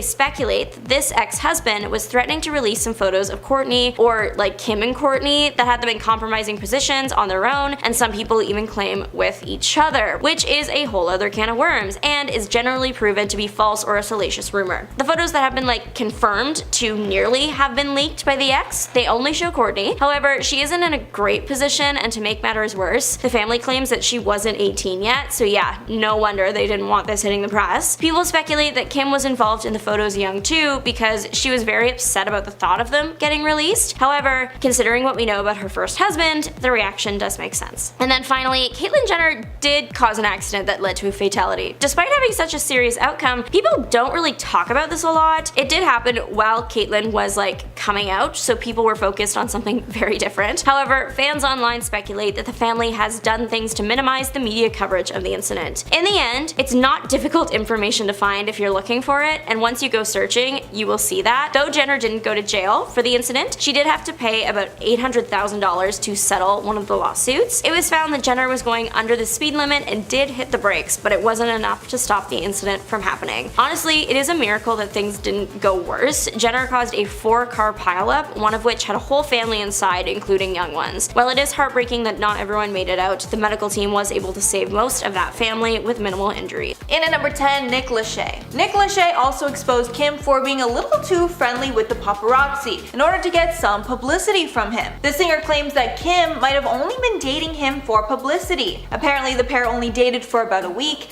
and some shady stuff went down. One time he said, let's just say this, we went to a movie, no one followed us there. Somehow, mysteriously, when we left, there were 30 photographers waiting outside. And I think from that story, it's very clear that Kim was tipping off the paparazzi, so there would be photos of them together. And if you didn't already know, unless someone is like incredibly famous, if there are paparazzi when they are out, they definitely tipped off that paparazzi. And at number 9, Jon Hamm. The Mad Men star definitely has some choice words for the Kardashians, and based off what he said, it's clear he does not like the family and doesn't approve of how they rose to fame. With him telling LUK, whether it's Paris Hilton or Kim Kardashian or whoever, stupidity is certainly celebrated. Being an idiot is a valuable commodity in this culture because you're rewarded significantly. It's celebrated. It doesn't make sense to me. So clearly he doesn't like the reality TV stars whatsoever and doesn't like how our society praises socialites like Paris Hilton and the Kardashians. And like, I kinda get where he's going. Like, you know, he has some valid points. In at number 8, Kristin Cavallari. Kristin Cavallari has a very interesting relationship with the Kar Jenner clan. It all started when Kristin dated Brody Jenner, and through that relationship she also became friends with the Kardashians. But after Brody and Kristin broke up, there was tension between Kristin and Kourtney Kardashian. After Kourtney caught Scott out with Kristin while they were in an off period. And after that, Kristin called out the family for using that information as a publicity stunt to get viewers to their show. And allegedly, after rumors broke that Kristin and Scott were having an affair, the Kardashians refused to deny it and instead waited to address it on their show, leaving Kristin looking like, you know, the bad, terrible other woman when it just wasn't even true. More than a little shady if you ask me. And at number 7, Barack Obama. Former President Barack Obama also couldn't hold his tongue when talking about the famous family. And it's definitely quite the compliment when the president is speaking about you. Or is it? The former president was talking about the changing dynamics of the American dream and how it's shifting with time, saying, there was not that window into the lifestyles of the rich and famous. Kids weren't monitoring every day what Kim Kardashian was wearing or where Kanye West was going on vacation, and thinking that somehow was the mark of success. And ouch, here it's pretty obvious he was throwing some major shade their way. And he doesn't seem to like how they are now the standard for what success is. And apparently Kanye West did not like those comments and actually fired back at the president. But also, since Obama was a former president, you know, I trust his opinion and judgment way more than Kanye's. And at number 6, Kris Humphries. Kris Humphries was someone who probably challenged the Kardashian family the most and exposed secrets about them I'm sure they did not want out. Kim and Kris got married in one of the most lavish televised ceremonies ever, but famously, after only 72 days, the couple split because Kim was having second thoughts. But based off how much content their reality shows got because of that relationship, then the breakup, Kris called Kim out for fraud, arguing that the whole relationship was just a publicity stunt. And their divorce was so messy it lasted 2 whole years before it was finalized. But during the massive trial, Kris exposed that a lot of the Kardashian show was scripted, and that the show purposefully made him look bad. Like when him and Scott threw a party in one episode while the girls were out of town, and they looked really horrible for going behind their backs when they told them not to have the party. The whole thing was actually just a huge sham, with Kim and Kourtney knowing about the party and acting like they didn't know for TV, in turn making Kris look like a terrible husband when it literally wasn't like that at all. Halfway number 5, Rebel Wilson. Rebel Wilson revealed on a radio show that she was presented an opportunity to present an award with Kendall and Kylie Jenner, but Wilson ended up turning it down, with her saying in the interview, "I got asked to present with Kendall and Kylie at the recent VMAs and said no. It's not that you hate any of them individually, but it's just that everything they stand for is against everything I stand for, and they're not famous for talent. I've worked really hard to get where I've gotten to." And even though a lot of people who dislike the Kardashians share the same sentiments, Oprah Winfrey actually came to their defense against Wilson, if you can believe it, with Oprah saying that she couldn't believe how hard the family works, referencing when she filmed the family for Oprah's show, with crews taping the family for 7 hours straight, and then they filmed more of their reality show after. So, as we all know, the Kardashian family really works very hard, even though it doesn't seem like they do too much. And at number 4, Bette Midler. After Kim uploaded her incredibly famous nude selfie where she covered her, nether regions with just like black bars, the internet went ablaze talking about it. One of the people that didn't hold their tongue was Bette Midler, who tweeted out, "Kim Kardashian tweeted a nude selfie today. If Kim wants us to see a part of her we've never seen, she's gonna have to swallow the camera." Which, come on, you have to admit, it's pretty hilarious. Like, even if you like the Kardashians, it's a good tweet. As a clapback, Kim tweeted out that it was past Bette's bedtime and that she was a fake friend. And Bette responded back, "Looks like anyone can take a selfie, but not everyone can take a joke." And then she lightened the tension by posting her own nude. When talking about the feud later, Bette had no hard feelings and said she takes Twitter pretty lightly and hoping that Kim did the same. Hopefully Kim wasn't actually too peeved about that. I mean, come on, it was clearly a joke. I don't know. And at number 3, Wendy Williams.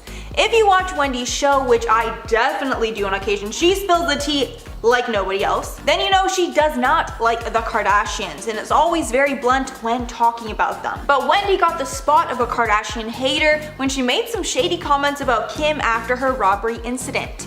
And when talking about the incident in Paris, Wendy said, "I would hope that she's not making any part of this up for dramatic effect. Because this family, they're kind of soulless. You can't believe everything that you hear. But this was very, very upsetting." And although I do not agree with Wendy at all that the Paris incident was a publicity stunt, a lot of people did feel that the incident could have been exaggerated by the family for views, with people citing numerous times in the past that this has happened with the family. And again, I do not agree, but I mean, she just brought it up as kind of a possibility, and obviously, she loves to shade them whenever she can. And at number 2, Blac Chyna. Blac Chyna is another Kardashian ex who was ousted from the family after her and Rob's relationship ended. And you know that whatever went down was bad, because the family is still nice to Tristan and not Chyna, even though Tristan is arguably way worse and embarrassed them so much more. The first of the feud was surrounding the fact that Kylie started dating Tyga, who was Chyna's ex. Then Chyna started dating Rob. And then the two got engaged and then pregnant very quickly. But after they had Dream, the whole thing fell apart and Chyna and the Kardashians were facing off on social media. Chyna even filed a lawsuit against the family, claiming that they stopped her show Rob and Chyna from getting a second season. A judge dismissed that case, but Chyna still shades the Kardashians whenever she can. And at number 1, Anna Wintour. This last one is something that I had no idea existed, but it's probably the shadiest one of all. So Vogue is one of the most prestigious magazines to be on the cover of, and Kim Kardashian and Kanye West were put on the cover in a very controversial move by the magazine's editor, Anna Wintour.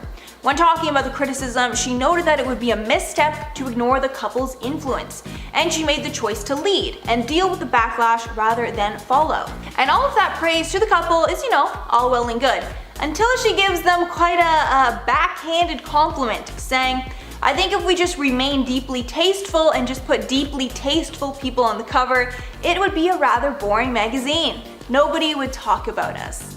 And although I totally get what she's trying to say, calling the couple, deeply untasteful is definitely more than a little shady. But I mean, if anyone can shade anyone, it's Anna Wintour. She can shade whoever she wants. Alright guys, let me know what you're thinking about this one below. Which celebrity do you think was the shadiest, and how much do you trust the family? As you guys know, I personally love them so much, but I can also see times when it seemed that getting publicity is all that they really cared about. Coming in at number 10 today, we have Sarah Michelle Gellar. Back in 2014, Sarah Michelle Gellar definitely became Buffy the Kimye Slayer when she threw some serious shade at Kim Kardashian and Kanye West's first ever Vogue cover. Shortly after, Anna Wintour approved April issue was revealed, Sarah would head over to her Twitter to say, well, guess I'm canceling my Vogue subscription. Who is with me? Well, many fans agreed with Sarah's tweet, including me. Kim Kardashian's best friend, Jonathan Schnubb, would retweet Geller's post and he would say, do you even matter? Buffy fanatics would then even start to argue that she very much does. After much of a debate, even Anna Wintour would come out to defend her controversial choice to place the reality TV star and the rapper on her issue cover in the editor's letter by saying, as for the cover, my opinion is that both are charming and touching, and it is, I should add, entirely our idea to do it. You may have read that Kanye begged me to put his fiance on Vogue's cover. He did nothing of sort, but if you have to come out to claim something like this, it's most likely it was true. Coming in at number 9, we have Jonah Hill. In 2011, Jonah Hill would end up slamming the Kardashian family in an interview, but even after admitting he hated everything the family represents, he still can't stop watching the show. During the interview, Jonah would count himself among the ranks of those who are still keeping up with the Kardashians, but only with great reluctance. And he even was too duped by Kim's wedding, and he would even state that the show took money and attention from people in the television industry who actually worked to create compelling original programming. Also, in the interview, he would go on to note that the whole show was a giant joke, and then he went on to say, the truth is, I have friends who work in TV, and Kardashians get higher ratings than their TV shows. That people actually work hard on writing and creating, trying to tell their stories. The fact that Kardashians could be more popular than a show like Mad Men is disgusting. But that doesn't mean he doesn't watch, as he would then go on to say, I can't even understand it, so I watch it. I think it's funny and I definitely enjoy it in a making fun of sort of way. But where does the line sort of end? When do I stop making fun of it and become an actual fan? And the truth is, you never actually do. Even fans aren't fans. We just find the drama so fantasizing, because what kind of family actually has so much drama going on in their lives 24/7? It's just not healthy. Hey my little peaches, are you liking this video so far? If so, don't forget to give it a thumbs up and subscribe to the channel. Coming at number 8, we have Lily Reinhart. Lily Reinhart spoke out against Kim after the Skims owner admitted to undergoing a restrictive diet to fit into a vintage Marilyn Monroe gown for the 2022 Met Gala, after Kim boasted about her losing 16 pounds to fit into the iconic gown worn by Marilyn during the John F. Kennedy's birthday party. She was able to lose the weight in 3 weeks. Lily would then take to her Instagram story to call Kim out by saying, to walk a red carpet and do an interview saying how starving you are because you haven't eaten carbs in the last month, all to fit in an effing dress, so wrong, so effed on hundreds of levels. To openly admit to starving yourself for the sake of the Met Gala, when you know very well that millions of young men and women are looking up to you and listening to your every word. The ignorance is otherworldly and disgusting. Please stop supporting these stupid, harmful celebrities whose entire image revolves around their bodies. Lily then noted, I'm generally not an angry person, but I swear to God the toxicity of this industry sometimes really gets to me, and I have to head to my Instagram story to rant, to release my rage. Number 7, Michael Bublé. When Michael Bublé was performing his iHeartRadio live concert in 2011, he made his feelings about Kim Kardashian crystal clear when he said, ladies and gentlemen, I have a very special guest. Please welcome Kim Kardashian. But after a short pause, Bublé then shot back, nah, I'm just effing with you. That B ain't coming on my stage, before transitioning into his cover of Nina Simone's classic Feeling Good, which he said was dedicated to Chris Humphries. Later he would explain that he hated Kim because she hurt Chris and he wished that she hurt him instead. Michael's diss wouldn't be the only backlash Kim would experience after she filed divorce from Chris after only being married to him for 72 days. The reality TV star even had to enlist in a celebrity lawyer, Marty Singer, to fight back against Jonathan Jackson, who claims that she staged her wedding, among other things. Number 6, Daniel Craig. It's no lie that the Kardashian family has made millions from living their lives in the public eye thanks to their reality TV show. But one person who is less than impressed by the Kardashian family is Daniel Craig, who launched an astonishing, foul-mouthed rant about the family in an interview with GQ magazine back in 2011. The James Bond star even labeled the clan as effing idiots and criticized those who sell themselves and then make demands about their private life, when he said, I think there's a lot to be said for keeping your own counsel. It's not about being afraid to go public about your emotions or about who you you are and what you stand for, but to sell it off, it's gone. You can't buy it back. You can't buy back your privacy. Oh, I want to be alone? F you. We've been in your living room. We were at your birth. You filmed it for us and showed us the placenta, and now you want some privacy. Referring to the Kardashians, Daniel would then also note that while the clan is worth millions, he doesn't think they were badly off to start in the beginning because of their looks. And then he would go on to say, you see that? And you think what? You mean all I have to do is behave like an effing idiot on television and then you'll pay me millions? I'm not judging it. Well, I am obviously. So the moral of the story is, if you want to be famous one day, maybe take some notes. Number 5, we have Rebel Wilson. In 2015, Rebel Wilson would slam the Kardashian family's meteoric rise to fame in a candid live interview. In the interview, the Pitch Perfect actress said she was frustrated that she had to work so much harder to get to where she is and where she wanted to be by saying, it's not that I hate any of them individually, but it's just that everything they stand for is against everything I stand for, and they're not famous for talent. I worked really hard to get to where I've gotten to. Rebel didn't even want to be on the stage with the family's 2 youngest siblings at the 2015 MTV Music Video Awards when she said, I got asked to present with Kendall and Kylie at the latest VMAs, but I said no, I'd rather do it myself. She then went on to compare Kim Kardashian to her own acting experience by saying they aren't really about talent. I mean, how Kim got famous was from an X tape, and I went to acting school and worked really hard. Number 4, Reese Witherspoon. In 2011, America's sweetheart Reese Witherspoon was really ready to talk some trash when she went on a rant against certain breed of celebrities when she was at the MTV Movie Awards. When accepting a Generation Award from Robert Pattinson, the actress railed at the celebrities in vain of the Kardashians and Paris Hilton and other celebrities when she said, I get it girls, that it's cool to be a bad girl, but it's possible to make it in Hollywood without doing reality shows. While a dig was definitely made towards Kim Kardashian and Paris Hilton specifically, Reese would also go on to say, when I came up in business, if you made an X tape, you were embarrassed and you hid it under your bed. Reese would then go on to say another Hollywood trend she is tired of seeing is the leaking of celebrity nudes photos, and she would even caution those who end up taking them to cover their face so they didn't become the next Kim Kardashian. Number 3, Jon Hamm. Jon Hamm and Kim Kardashian's feud all began when Jon sat down for an interview and said, whether it's Paris Hilton or Kim Kardashian or whoever, stupid is certainly celebrated. Being an exploitive idiot is a valuable commodity in this culture because you rewarded it significantly. The quote found its way back to the Kardashians, who responded by saying she respected Hamm and his right to have an opinion, but we're all working really hard and we all have to respect one another. Calling someone out who ruins their own business is part of a successful TV show. Producers, writes, designs, and creates. Stupid is in my opinion. Jon would then come out to clarify that he didn't mean to personally offend Kim Kardashian. He's just not a really big fan of the culture she represents. When he said, it's surprising to me that it has become remotely a story. I don't know Miss Kardashian. I know her public persona. What I said was meant to be more of a persuasiveness of something in our culture, not personal, but she took offense to it, and that's her right. My quote was simply about the version of television and the version of American culture being celebrated, and it's not something that I particularly enjoy. Number 2, Joel McHale. Back in 2018, Joel McHale would land a new weekly show on Netflix 3 years after E! Pulled the plug on his pop culture show, The Soup. After he made a slew of jokes, Kris Jenner wasn't happy about it. Joel, who dished the dirt on E! From 2004 to 2015, told Variety that his streaming series will in some way be similar with its use of clips from television shows among the pity commentary. Reflecting on his years on The Soup, he would also speak about how one of the network's own shows, Keeping Up with the Kardashians, eventually became a no-go area for him, and he would say when Kris Jenner would complain about our jokes, and then later the president of E! Networks would simply ask McHale to lay off the Jenner and Kardashian family for a week, and then the administration and the president told him to his face,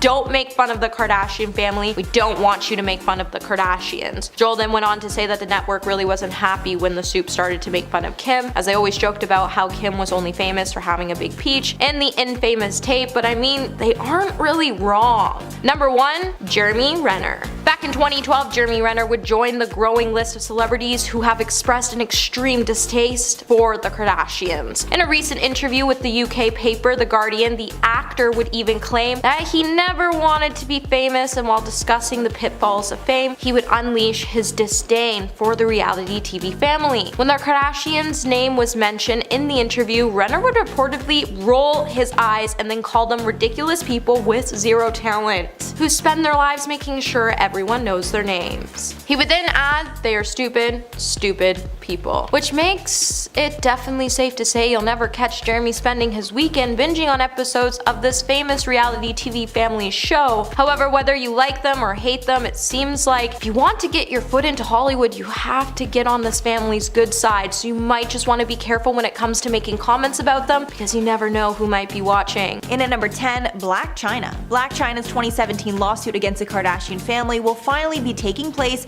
after years of stalling. In her $100 million suit, Chyna accused the family of prematurely ending her reality show, Rob and Chyna, and damaging her reputation by claims they made in the media. The planned 10-day trial comes years after the initial filing, and names Kim Kardashian, Khloe Kardashian, Kris Jenner, Rob Kardashian, and Kylie Jenner as being responsible for the demise of the show. Chyna also lists Ryan Seacrest and other producers on the witness list. Chyna claims that Rob and his family wanted to destroy her and her reputation after the breakup. Chyna states that the couple was in the process of filming season 2 of the show, but it was abruptly halted. The Kardashians claim the show ended because Rob and Chyna split, and because Chyna was physically harmful to Rob during their relationship. In at number 9, Kim Kardashian. In May of 2021, it was leaked that Kim Kardashian was being sued by her staff for unpaid wages. And the more you learn, the crazier the claims seem. 7 members of her staff are suing Kim for not providing the workers with meal breaks and failing to cover any expenses incurred on the job. The employees claim that when they were hired, they were told they would be considered full-time employees. But after they started working, they were labeled independent contractors and treated as such. This meant the staff were not given any benefits of full-time employment. Kim is also being sued for, quote, failure to pay overtime wages and for unfair and unlawful business practices. Although Kim's reps claim it's not her fault, as she hired a third-party vendor to handle the maintenance on her property, and they should be suing this vendor, not her. In at number 8, Kendall Jenner. Kendall Jenner has gotten a lot of backlash because of her tequila company 818, and now some of this backlash has turned into a lawsuit. 818 is being sued by competitor brand Tequila 512 for allegedly ripping off 512's branding. 512 claims in their lawsuit that it's a cheap trick for 818 to copy its shtick by using an area code as its name. 818 is named after the San Fernando Valley, and 512 is Austin. 512 also claims the design and color scheme of the bottles was intentionally made similar to confuse customers. There's even a strange twist in this suit that involves Kim Kardashian. In Kim's mobile app, Kim Kardashian Hollywood, there's an emoji designed for Kendall's 818 tequila brand. But this emoji looks exactly like the 512 brand. Whether the mistake was intentional or not, it gives way to the theory that people easily confuse the two brands. And at number 7, Tristan Thompson. So we all know that Tristan Thompson cheats on Khloe Kardashian a lot. So much so that when any woman comes forward claiming that she hooked up with Tristan, the media generally believes her. However, when Kimberly Alexander accused Tristan of cheating and fathering her child, he took her to court for libel, claiming that was a lie. In the end, the test results determined that it was a lie, and Tristan was awarded $50,000 in damages. She will also have to pay close to $3,000 in court costs. Plus, she will be forced to pay 10% interest until the full amount is paid off. Tristan was seeking $100,000 in damages at the start of the trial, claiming the false allegations he fathered her child hurt his reputation and cost him endorsement deals because companies saw him as a brand hazard. The judge halved the damages because Tristan didn't specifically lay out which endorsements he lost due to Alexander's allegations. And at number 6, Kris Jenner. In 2020, Kris Jenner was hit with an insane lawsuit that claimed that she was inappropriate with a security guard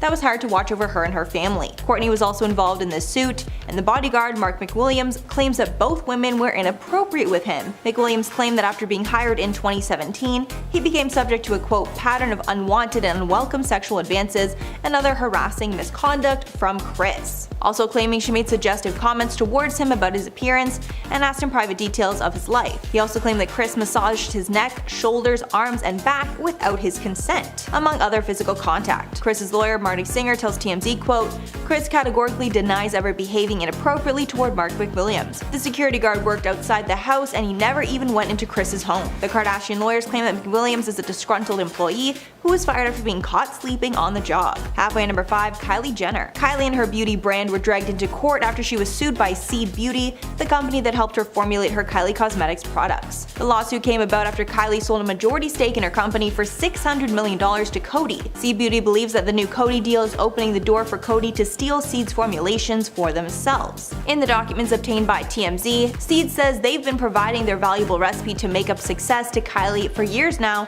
and with this new deal, their formulations are at risk of being distributed to Coty, their competition. Sources say the lawsuit is a little ridiculous since the Kardashians are most likely not successful because of their products, rather their insane social media presence. In at number 4, Kylie Jenner. Another lawsuit involving Kylie Jenner is actually on behalf of her daughter, Stormi Webster. Kylie went forward with the suit after a company called Business Moves Consulting filed to trademark, quote, Stormi Couture a month after Kylie and Travis Scott welcomed their baby, Stormi Webster, seemingly trying to take advantage of her name, which is incredibly unique. Kylie also filed her own trademarks for Stormi, including one for Stormi World. But after doing so, she was hit with a lawsuit from the same company, Business Moves, because they claimed that they filed the trademark first for Stormi Couture, and people would be confused. Jenner's asking the trademark office to cancel the other company's trademark because it seems like they only got the trademark to capitalize off of her daughter's name. Kylie says Stormi has, quote, achieved fame in her own right, and points out that her Stormi World birthday parties have been covered by major media outlets like Vogue. As of now, it doesn't seem like there's been any updates on the case. In at number 3, Kanye West. Kanye West was caught up in a lawsuit when a former associate of his was sued for forging Ye's signature. West's former friend and good music associate, Malik Yusuf, was sued by company Gentle Monster for claiming that Kanye West would create a promotional video for this company. Yusuf allegedly scammed the company out of $2.5 million. The company says that Yusuf even set up a meeting between Kanye and a rep for the brand, making it seem like Ye was on board for the whole thing. Kanye allegedly had no clue there was any type of business deal in place. Kanye was also not the only celebrity in this scheme. He also claimed Pharrell, Jaden Smith, and others would help out with this project. Apparently, the scam was an elaborate 9-month plan that included forged signatures and fake invoices to make the documents seem legit. In at number 2, Kim Kardashian. App developer David Liebenson is suing Kim Kardashian for $100 million over her very successful Kimoji app. The developer claims that he and Kim made a joint deal to work on the project together, but she left him high and dry. The plaintiff claims that he and his business partners created an app called Censor Out that caught the attention of Kim, and after she got in touch, they decided to partner on Kimojis. In the legal documents, Kim agreed to give him and his team 60% of the project. But right around when Kim filed for the trademark, she decided to back out of their deal. He's suing Kim for at least $100 million for breach of contract, fraud, and for the profits he believes he's lost out of by being left out of this Kimoji partnership. And finally, number 1, Kanye West. Kanye West's clothing company, Yeezy Apparel, was sued by Jordan Outdoor Enterprises after the company believed that Ye ripped off their design. Specifically, the company believes that Kanye copied their camo hoodie, camo thigh-high boots, cargo pants, hooded bomber jackets, shirts, and boots. The lawsuit claims that Jordan has distinctive markings on its Realtree line, and Kanye's companies ripped them off. To make things even shadier, the suit alleges that a rep from Yeezy contacted Jordan about using his camo patterns. But when Jordan said that Yeezy had to license these items, Kanye's reps all of a sudden stopped responding. Then, surprise surprise, Yeezy comes out with very similar camo patterns. Jordan Outdoor Enterprises is suing for damages, but also wants to stop Yeezy from selling the products in the future and to turn over any unsold inventory. In a statement, Kanye's camp said, quote, "There's nothing original or protectable about the Jordan outdoor gear in question. It's unclear if this lawsuit has been resolved." At number 10, bribes. At this point, we all know that the Kardashians have a my way or the highway kind of attitude. They will get what they want by any means necessary, and we've seen this a few times over the Kardashians' respective careers, but one of the lesser known times that this sort of attitude came out was when Kris Jenner was trying to save her short-lived talk show. Mama Jenner dreamed of being a talk show host, but those dreams were sort of crushed when her talk show premiered in the summer of 2013. She got a series of reviews, and when she read them, she came across one that she really didn't like. One reviewer named Linda Stassi from the New York Post wrote a column about the show and called Kris a, quote, "a demented Norma Desmond," end quote. Well, because Kris didn't like what Linda had wrote about her, she decided to send the writer a bribe of a dozen Magnolia cupcakes and a $325 sterling silver pen from Tiffany's, along with a note saying to write a better review next time. In the end though, this bribe didn't actually work because her show was cancelled not long after. At number 9, sweatshops.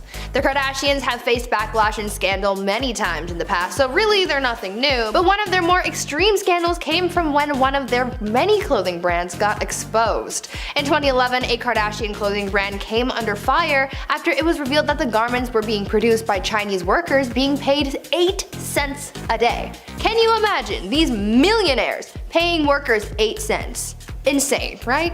A non-profit organization called China Labor Watch, a group that fights sweatshops, released this information during investigation into the Kardashian brand. Of course, Mama Jenner came in and stepped in, and she claimed that they didn't know anything about that, going on to say, quote, "The factories are very well policed and meet factory standards," end quote. No one is talking about the factory standards, Chris. We're talking about basically not paying people for making clothes that you're about to sell for $100 a piece.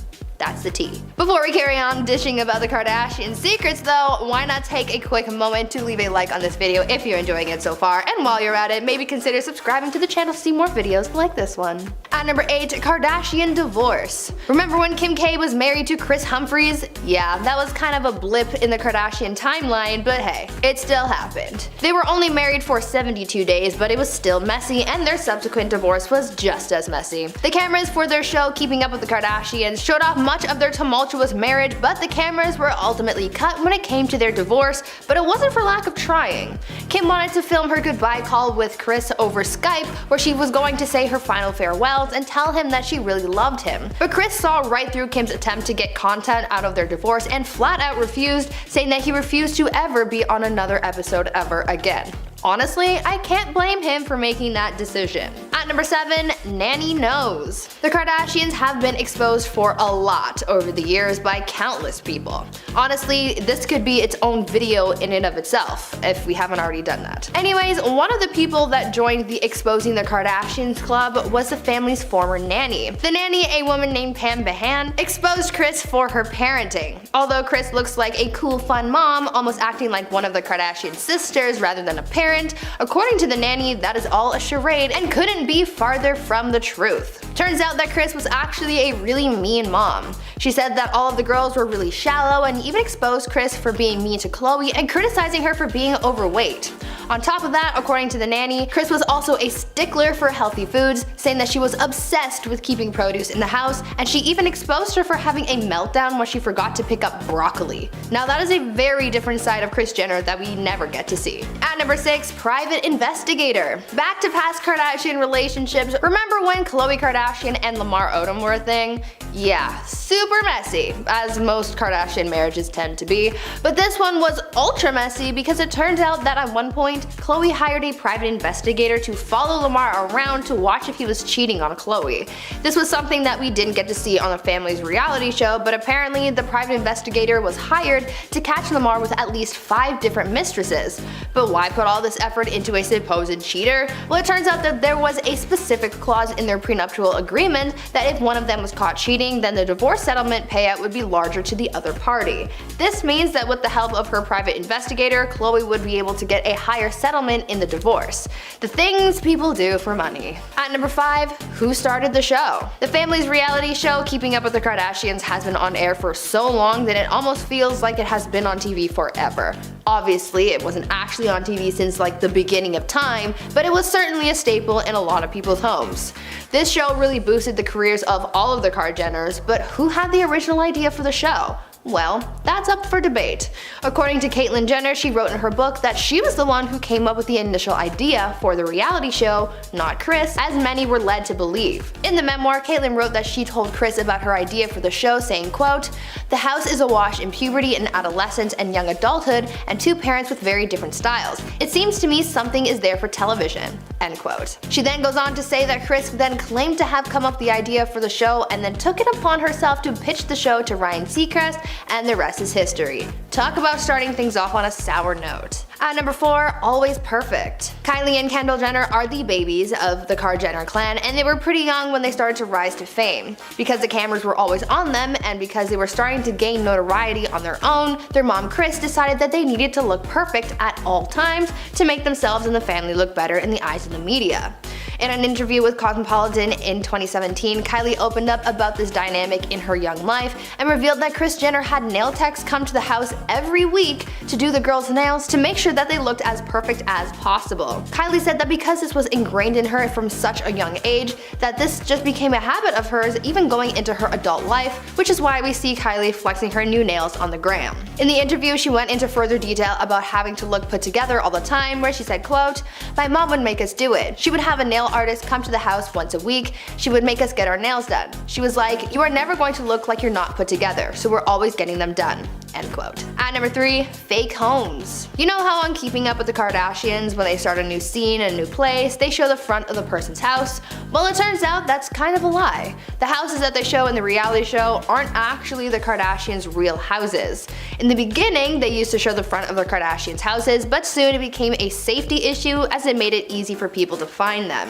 Kim opened up about why they decided to use fake houses instead of their real exteriors, saying, quote, "My old home in Beverly Hills was really my home, and I would get people showing up at all hours ringing my gate, and I had to call the police on several occasions. People hopping the gate and scaring me. It was so unsafe. The Hollywood Star Tours would stop by too because they recognized my home from our show. After that, we realized how unsafe it was to show the exterior of our homes, so now we use different homes for the outside for security purposes." Though they do use different homes as the exterior shots, Kim did confirm that they do actually film inside of their real houses. At number 2, original goal. Keeping Up with the Kardashians became a mega hit where people just tuned in to watch the drama unfold with the Kardashians.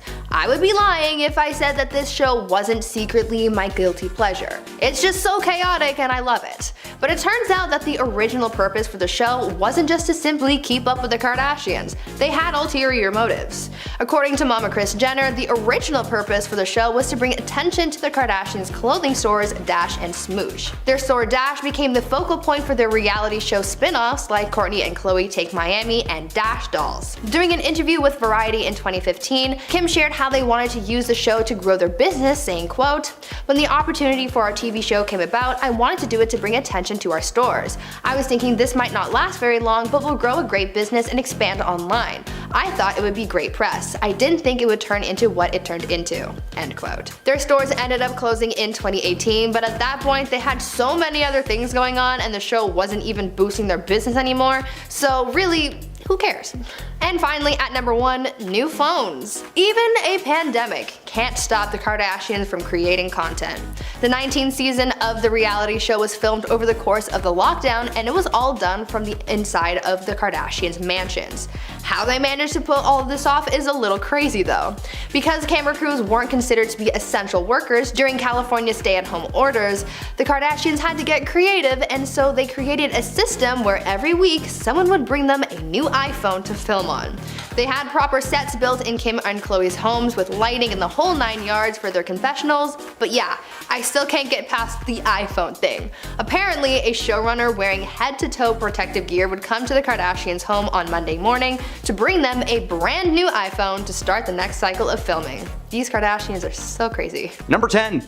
Kim and Drake. Drake is a famous Canadian rap artist, and I've heard he's got a pretty stellar candy room in his mansion. Sounds pretty fun. Recently, Drake dropped a song called Search and Rescue, now available on Spotify. Halfway through the track, the music cuts out and a voice clip of Kim Kardashian and her mother Kris from an episode of Keeping Up with the Kardashians begins to play. The intention was to throw shade at Kanye West, whom Drake has had problems with in the past, but it only added fuel to the rumor fire surrounding his alleged affair with Kim during her marriage to Kanye. In the clip, Kim says, "I don't come this far just to not be happy. Remember that." On top of this, many fans have brought up Drake's lyrics from his song In My Feelings, claiming that Kiki is actually Kim herself. Hardcore internet sleuths sifted through his lyrics and discovered that if you take the directions that he's rapping about in the song and start at Drake's house in LA, it actually takes you directly to Kim's front gate. Coincidence? I think not.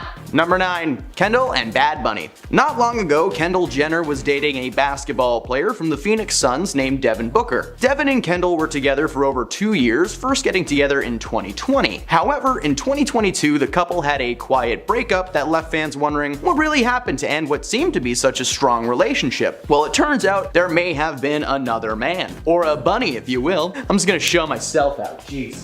Bad Bunny is a popular rapper, singer, songwriter, and now actor, after briefly starring in last year's action comedy Bullet Train as the Wolf. In March of this year, Bunny seemingly dissed Kendall's ex, Booker, in his track Coco Chanel. He rapped, "The sun in Puerto Rico is hotter than in Phoenix." And a few weeks following the song's release, Kendall introduced Bunny to her horse, Arizona, in California. Oh, that's so cute, you named it Arizona. The couple are officially together. Let's see how long this one lasts. Number 8. Devin Booker and Kendall Jenner. Jenner and Booker were first spotted together on a double date with other people. At the time, Booker was dating Kylie's best friend, Jordan Woods, and Jenner was dating Ben Simmons. In February of 2019, it was revealed that Booker and Woods' relationship had fizzled out. But not long after the announcement, Woods was caught kissing Khloe Kardashian's boo, Tristan Thompson. Yeah, this is just gonna be very messy. Kardashian and Thompson split, and with that, Kylie's friendship with Woods was gone. But what that meant was that Kendall and Devin were free to do whatever they wanted. It was confirmed they were seeing each other after multiple sources caught them road tripping together over the summer of 2020. They were together for roughly 2 years before calling it quits in 2022, taking a break to figure out if their future together was actually meant to be. They got back together, but ultimately ended things on good terms in November of that same year. Number 7. Kylie Jenner and Timothy Chalamet. Timothy Chalamet is slowly building his acting repertoire in Hollywood, and so far it's going pretty well. He starred as the lead in Dune, and he was recently announced to be playing a young Willy Wonka in a TV series chronicling Wonka's rise to glory. It was also recently announced that he was seeing Kylie Jenner like every week. While the announcement of them being a couple is a little out of nowhere, the fact is that Kylie has been co-parenting her 2 kids with Travis Scott, and Travis did not appreciate the secrecy. He said that he felt blindsided by the announcement, but he respects her decision to move on romantically. This relationship isn't all that recent, however, it was reported that the two may have shared a private moment or two during her marriage to Scott. Neither party have confirmed nor denied the rumors, but just seeing these two in a picture together makes us think that there is no way this relationship is that fresh, right? Number 6. Kim Kardashian and Pete Davidson. Pete Davidson was the youngest cast member on Saturday Night Live when he was hired at the age of 20. He was the youngest cast member of all time. In 2021, Kim Kardashian hosted an episode of the show and starred in a sketch with Pete, parodying A Whole New World from the Disney film Aladdin. The sketch was okay, but apparently sitting that close to each other all week really got them going. At the time, Kim was still involved with rapper Kanye West, who actually attended the live show, but apparently stormed out of the room following her scene with Pete. Apparently, Kanye had been present at rehearsals all week, and he remembers regularly seeing Pete and Kim smiling and laughing together while he was being ignored entirely. Kim and Kanye began their divorce process not long after that show, and simultaneously, Pete announced that him and Kim were official. They were only together for about a year, but it was enough time for Pete to get close to her family and even get a tattoo of her kid's name on his arm, which sounds hardcore, but he has like a million tattoos, so it's probably jammed between like a skull and an MGK portrait. Who knows? Number 5. Kourtney Kardashian and Travis Barker. Travis Barker is the drummer of the popular band Blink-182. Travis and Kourtney met after Barker had spent some time with the Kardashian crew at her mom Kris Jenner's house in California. Following the official news of their relationship, many fans were quick to comment on the short time between her relationship with Barker and that of her ex-boo, Luka Sabat. According to Kris herself, Travis and Kourtney began flirting while she was still seeing someone. Their connection was so strong from the beginning, but unfortunately that meant the end of one relationship but the start of a new one too. Kourtney appears to be very happy with the Blink-182 drummer, and Luka doesn't seem to have any issues with them being together, so I guess this is a cheating scandal with a happy ending for now.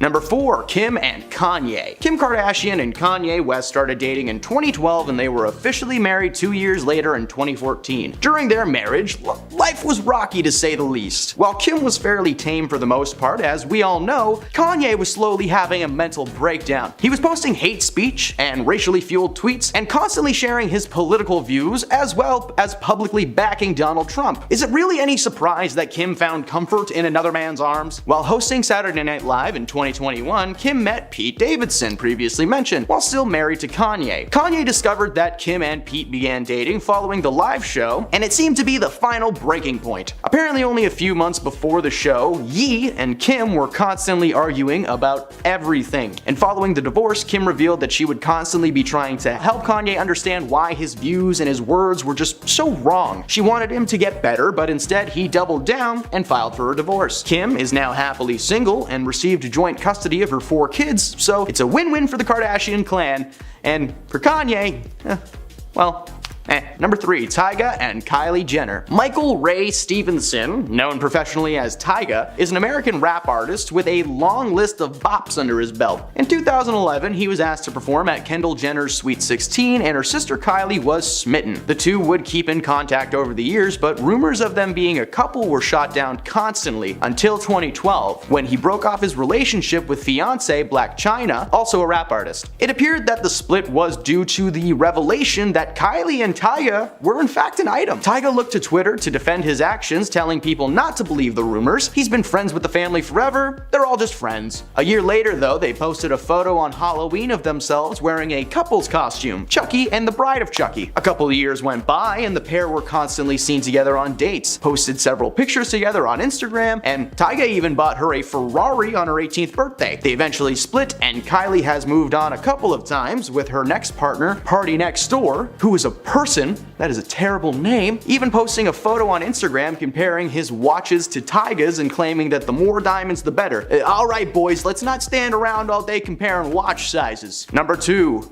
Kim Kardashian and Ray J. In this case, Kim was the staff that had the affair. You see, herself and the rap artist shared a 3-year relationship, but they met before Kim was famous while she was working as a stylist for his sister Brandy. At the time they met, Kim was still married to Damon Thomas, but apparently wasn't too happy with the relationship. She took part in an affair with Ray J and called it off with Thomas. During their time together, a certain tape was released online without Kim's permission, and the content contained explicit material of herself and Ray J doing the nasty. She sued the company that released it for $5 million to retrieve the rights and own the film. Following the release of the tape, their relationship quickly crumbled, and it was later revealed that both parties were cheating the entire time. And despite them having the knowledge of that, they just, they didn't care. They just kept doing it. Number 1. Kris Jenner and Robert Kardashian. Mama Kris Jenner met Robert Kardashian at a horse race in California in 1973, and immediately sparks flew. At that time, Kris was in a committed relationship with Cesar Sonato, a pro golfer. He was often gone so long that there were gaps in their relationship, and Robert filled that gap. Kris began an affair with Robert that lasted for quite some time until one day Cesar returned home early and walked in on the couple doing the no pants dance. Needless to say, Cesar broke it off with Kris right away, but Robert also broke things off with Kris, claiming that she wasn't mature enough for a serious relationship. Yeah, no duh, dude. Robert was basically a mistress. He wasn't much more mature himself. He began dating Elvis Presley's daughter, but that relationship failed too, and Robert ended up returning to Kris's arms. They were married for a little over a decade when Kris proved that she had not matured at all. She took part in another affair, and this time it was with soccer player Todd Waterman. Robert hired private investigators after becoming suspicious of Kris, and he was proven right. So if there's anything to take away from this video, is if you think your partner is cheating, you're probably right.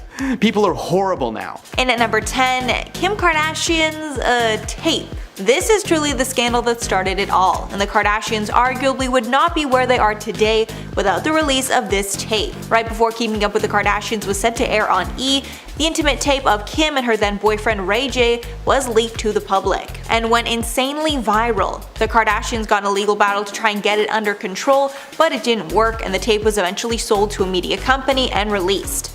Kim said about the tape in a 2012 interview, quote, "I'm not naive to the fact that that's pretty much how I was introduced to the world. It was a negative way, so I felt like I really had to work 10 times harder to get people to see the real me. I felt humiliated." In the years since its release, it's been long rumored that the Kardashian family leaked the tape themselves to drum up publicity and a storyline for the show. And if that's the case, it totally worked. And at number 9, Kylie Jenner's lips. Kylie Jenner was once considered the ugly duckling of the Jenner sisters, and she was not treated the same way as the rest of her family.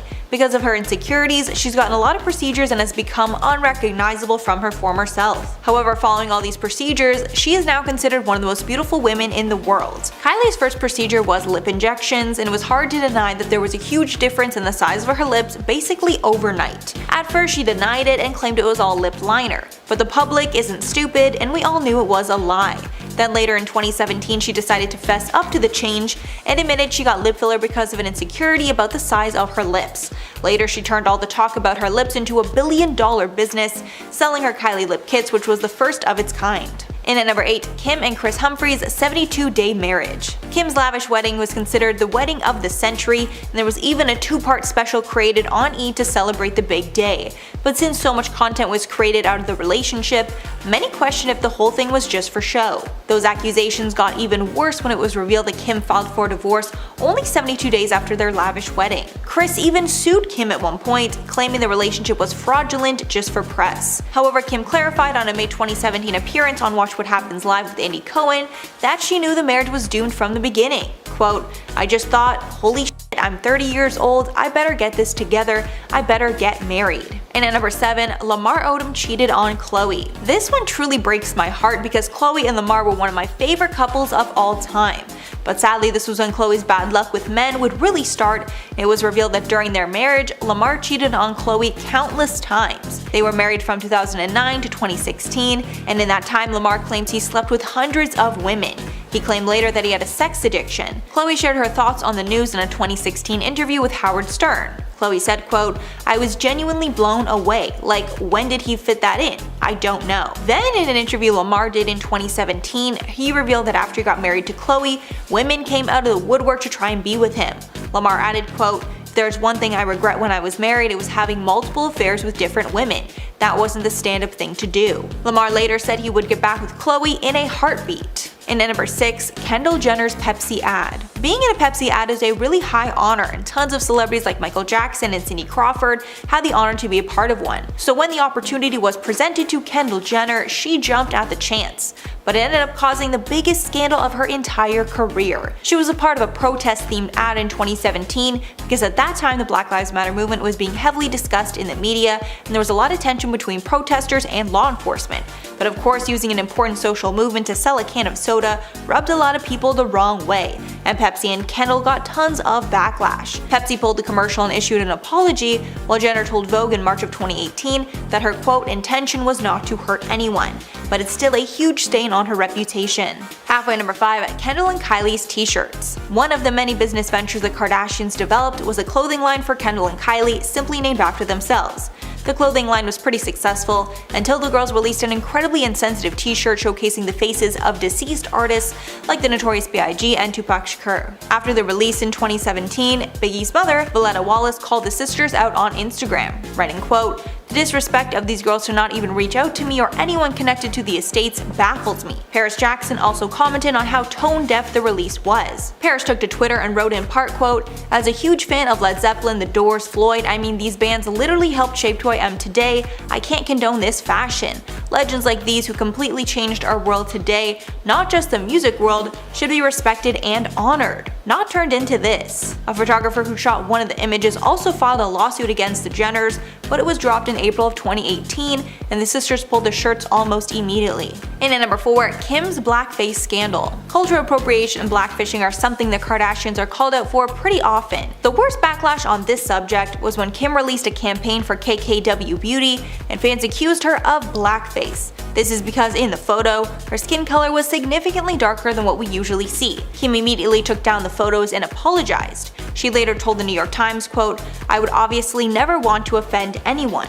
I used an amazing photographer and a team of people. I was really tan when we shot the images, and it might be that contrast was off." Kim then re-edited the photos to be more natural, and the launch went off without a hitch. And at number 3, Tristan Thompson cheats on Khloe. Sadly, cheating is something that Khloe has had to deal with throughout her entire relationship with Tristan. At first, when they got together, everyone was thrilled and he seemed like a great guy. But then, right before Khloe was set to give birth in 2018, leaked videos showed that Tristan was out cheating on Khloe at a club. At the time, she was 9 months pregnant, and sadly she learned that he was nothing but a cheater who was not ready for commitment.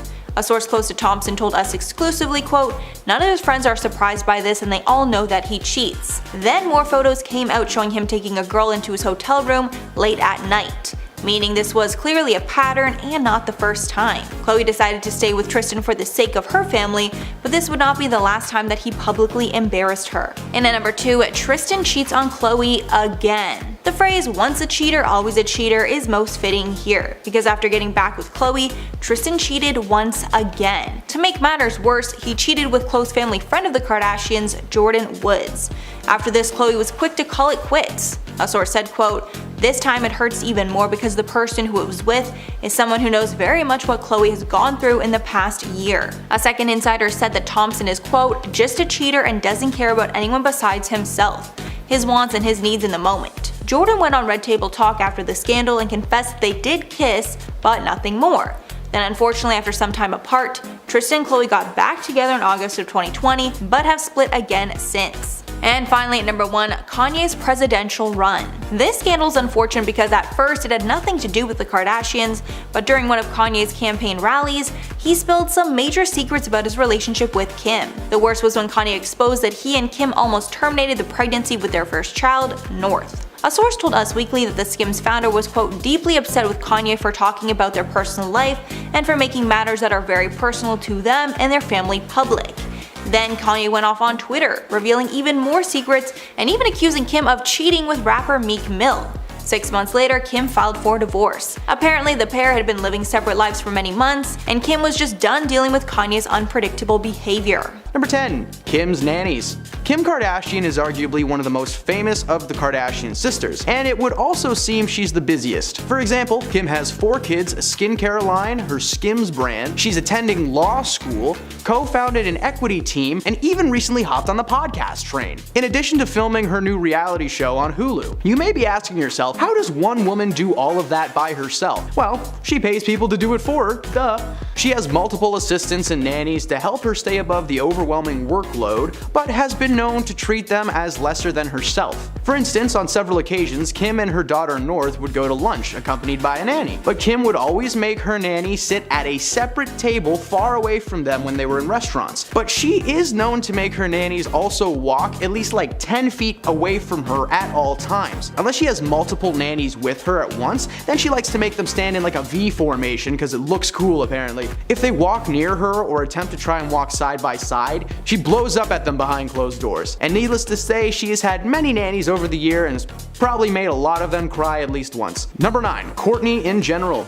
While Kim may not be the best boss in the world, it's Kourtney who is known as the absolute worst boss of all time. According to former nannies, Kourtney was by far the worst Kardashian to work for. Not only is she a neat freak, needing every single thing to be exactly where it should be, but she's also known for being surprisingly cheap, even once calling a grocery store while she was shopping to compare the prices of a chicken breast. Because, if anyone needs that extra 99 cents, it's Kourtney. But this isn't the worst thing she's done. At one time, Kourtney's daughter had bitten a nanny so hard that she had to quit. But instead of letting it go and taking responsibility for not teaching her daughter how to act properly, she actually berated the nanny and told her that she should have said something to her daughter in the moment. Cause yes, blame the woman that you're paying to raise your child instead of the child itself, who's probably got some kind of an abandonment issue. Number 8. Toxic chemicals. Kylie Jenner is the youngest of the Kardashian clan, is extremely successful for her age. In 2019, she made the cover of Forbes magazine as the youngest self-made billionaire ever, following the successful partnership between her cosmetic brand and Ulta, a beauty salon company, which would allow the brand previously only available online and in random pop-up stores to be placed on shelves in Ulta's 1,000 plus stores. This is unfortunate considering the true nature of just where those products come from. You see, many employees at the factory that mix and package her makeup have reported that they were never given any proper safety equipment that one would require to do that job. They were only given hairnets, lab coats, and safety goggles, leaving their hands and faces completely exposed. And workers would regularly report migraines, mild chemical burns on their hands, and a myriad of other symptoms. If this isn't bad enough, they were also forced to act as human test subjects for Kylie's new products. Now, Kylie was very proud of her company not testing products on animals, but we can agree that using people like guinea pigs is like a billion times worse, right guys? Number 7. The underpay. While the Kardashians have had their problems with staff individually, there seems to be one specifically toxic trait that the family shares as a unit. They don't like to pay people. Former employees have come forward over the years calling out the family for not paying them fair wages or overtime hours. The Kardashians don't cover expenses, meaning gas, food, rent, anything that you need is paid out of pocket, with zero money coming back to you. To make matters worse, the Kardashians wouldn't pay them on a set amount of days, meaning you just kinda gotta check when you gotta check and had to deal with it in between A and B. You would think with the family being one of the richest in the world that they would at least pay the people that help run their lives. Now, while they have a massive staff of people cooking their food, folding their clothes, and raising their children, they barely even acknowledge their existence. Just imagine what would happen if that staff decided to walk out. The family would crumble in less than a day. Number 6. Factory workers. Popping back to Kylie's makeup factory for a moment, we felt the need to split her misdoings into 2 separate entries simply because of just how messed up this place really is. Not only do they not have proper safety equipment and are basically used as human test subjects whenever Kylie wants, the factory itself is small and cramped, with many employees claiming that there were too many workers and not enough space. This description sounds very similar to, a sweatshop, which is a word describing a workplace in which the employees work ridiculous hours and brutal conditions for nearly nothing for pay. And a lot of people agreed with that statement. One former tester recounts having to constantly go back and forth to the bathroom as her anxiety was always through the roof. She was around so many people so much of her day, and it was such a terrible work environment. We completely understand the need to escape. At one point a few years back, Kylie even refused to pay her employees at a garment factory in Bangladesh, leaving thousands of employees with no money and no idea when or if they were going to return to work. Man, you know what? You suck, Kylie. Number 5. Victoria.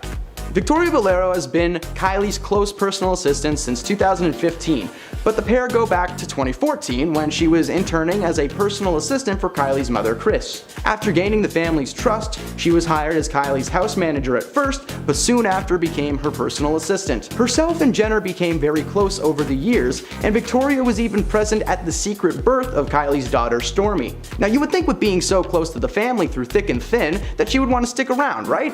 Well, all good things must come to an end, as Victoria decided to quit in 2019. Many fans allege that she had just quit her job to focus on becoming an Instagram influencer, but that was far from her real reason for leaving. Being in that family means seeing a lot of stuff and doing a lot of stuff, and Victoria was basically in charge of scheduling Kylie's life, booking appointments, meetings, massages, all of this stressful enough, basically being a 24/7 gig, but the job was also very degrading, with Kylie having Victoria even pull out a stool once and set it up outside so that Kylie could get out of her car smoother. I think anyone in their right mind would want to get out of that job as quickly as possible. Number 4. Paid in exposure. When Andre Turbia, a very famous YouTube animator and content creator, was asked to work with Kylie Jenner, he thought that his life would change forever. He was under the impression that the collaboration would grant him a huge amount of money, possibly a guest spot on her reality TV show, and maybe some shoutouts online via Instagram and Twitter. However, when Andre brought up the topic of his compensations to Jenner, she responded with, the company doesn't actually have a budget right now to pay you, so we're just gonna have to pay you in exposure. Like, okay, that's cool.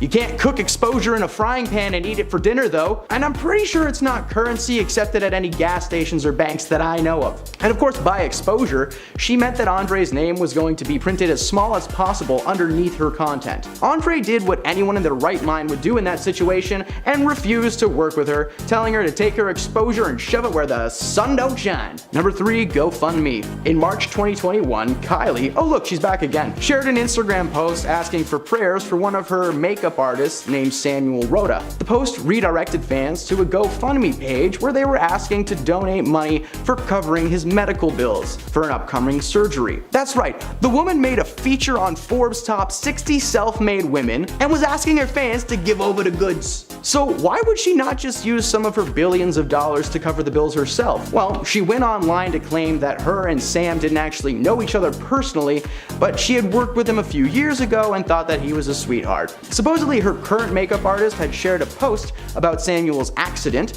which included a link to a GoFundMe campaign created by his family. She went on to let fans know that she herself donated like $5,000. Okay, sure, that's a ton of money for us, but for Jenner, that's like $5. So something tells me the surgery is going to be a little bit more than that. This is just another instance proving that Kylie is the absolute worst. Number 2, Forbes flub. I'm sorry, was that not enough proof for you that Kylie sucks? Well, hey, here you go.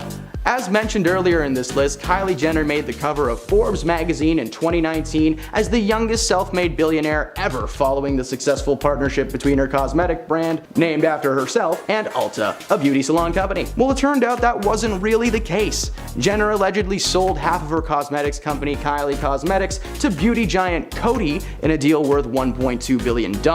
Now, this was huge and considered one of the greatest celebrity cash outs of all time. But the first rule of being a famous person is, if you can help it, try not to lie. Especially to like Forbes magazine, who did some digging and revealed that Jenner was actually inflating the size and profit margins of her business. It turned out the cosmetic brand was on a much smaller scale than originally thought, as it was uncovered Jenner only actually made around $314 million after taxes for her company. Several financial advisors backed up the story, claiming that they were berated into complying with the lie and made to help maintain the numbers for publicity's sake. The mother of the family, Kris, even played a key role in gathering false business documents to send to Forbes, making her company appear to be in the billions. Remember, if you can't figure something out, just ask mom. And number 1, the lawsuit. In March of 2021, a lawsuit was arranged by several of Kim's former employees. The plaintiffs claim Kardashian West failed to pay overtime, cover expenses, or provide any legally mandated breaks, which, like, hey, super illegal. They also never received actual pay stubs or any proof of payment whatsoever. They were also made to purchase everything out of pocket, and one plaintiff was even fired on the spot for simply addressing his concerns to Kim. And when the rest were eventually let go, they received no type of severance package or pay of any kind. It was also uncovered that Kim would keep 10% of all of their earnings for tax purposes, but failed to report their employment to tax authorities. Kim's argument was that she could not be held responsible for any of this, as most of her employees were supposedly hired and paid by a third-party company, meaning that she herself was not technically their direct employer and therefore could not be liable. Kim maintains that she paid people on time and that they were suing the wrong person, but if that were the case, maybe Kardashian would have used some of her high status and influence long ago to make things work for her staff so that, hey, maybe she wouldn't be getting sued right now. Something to think about, Kim.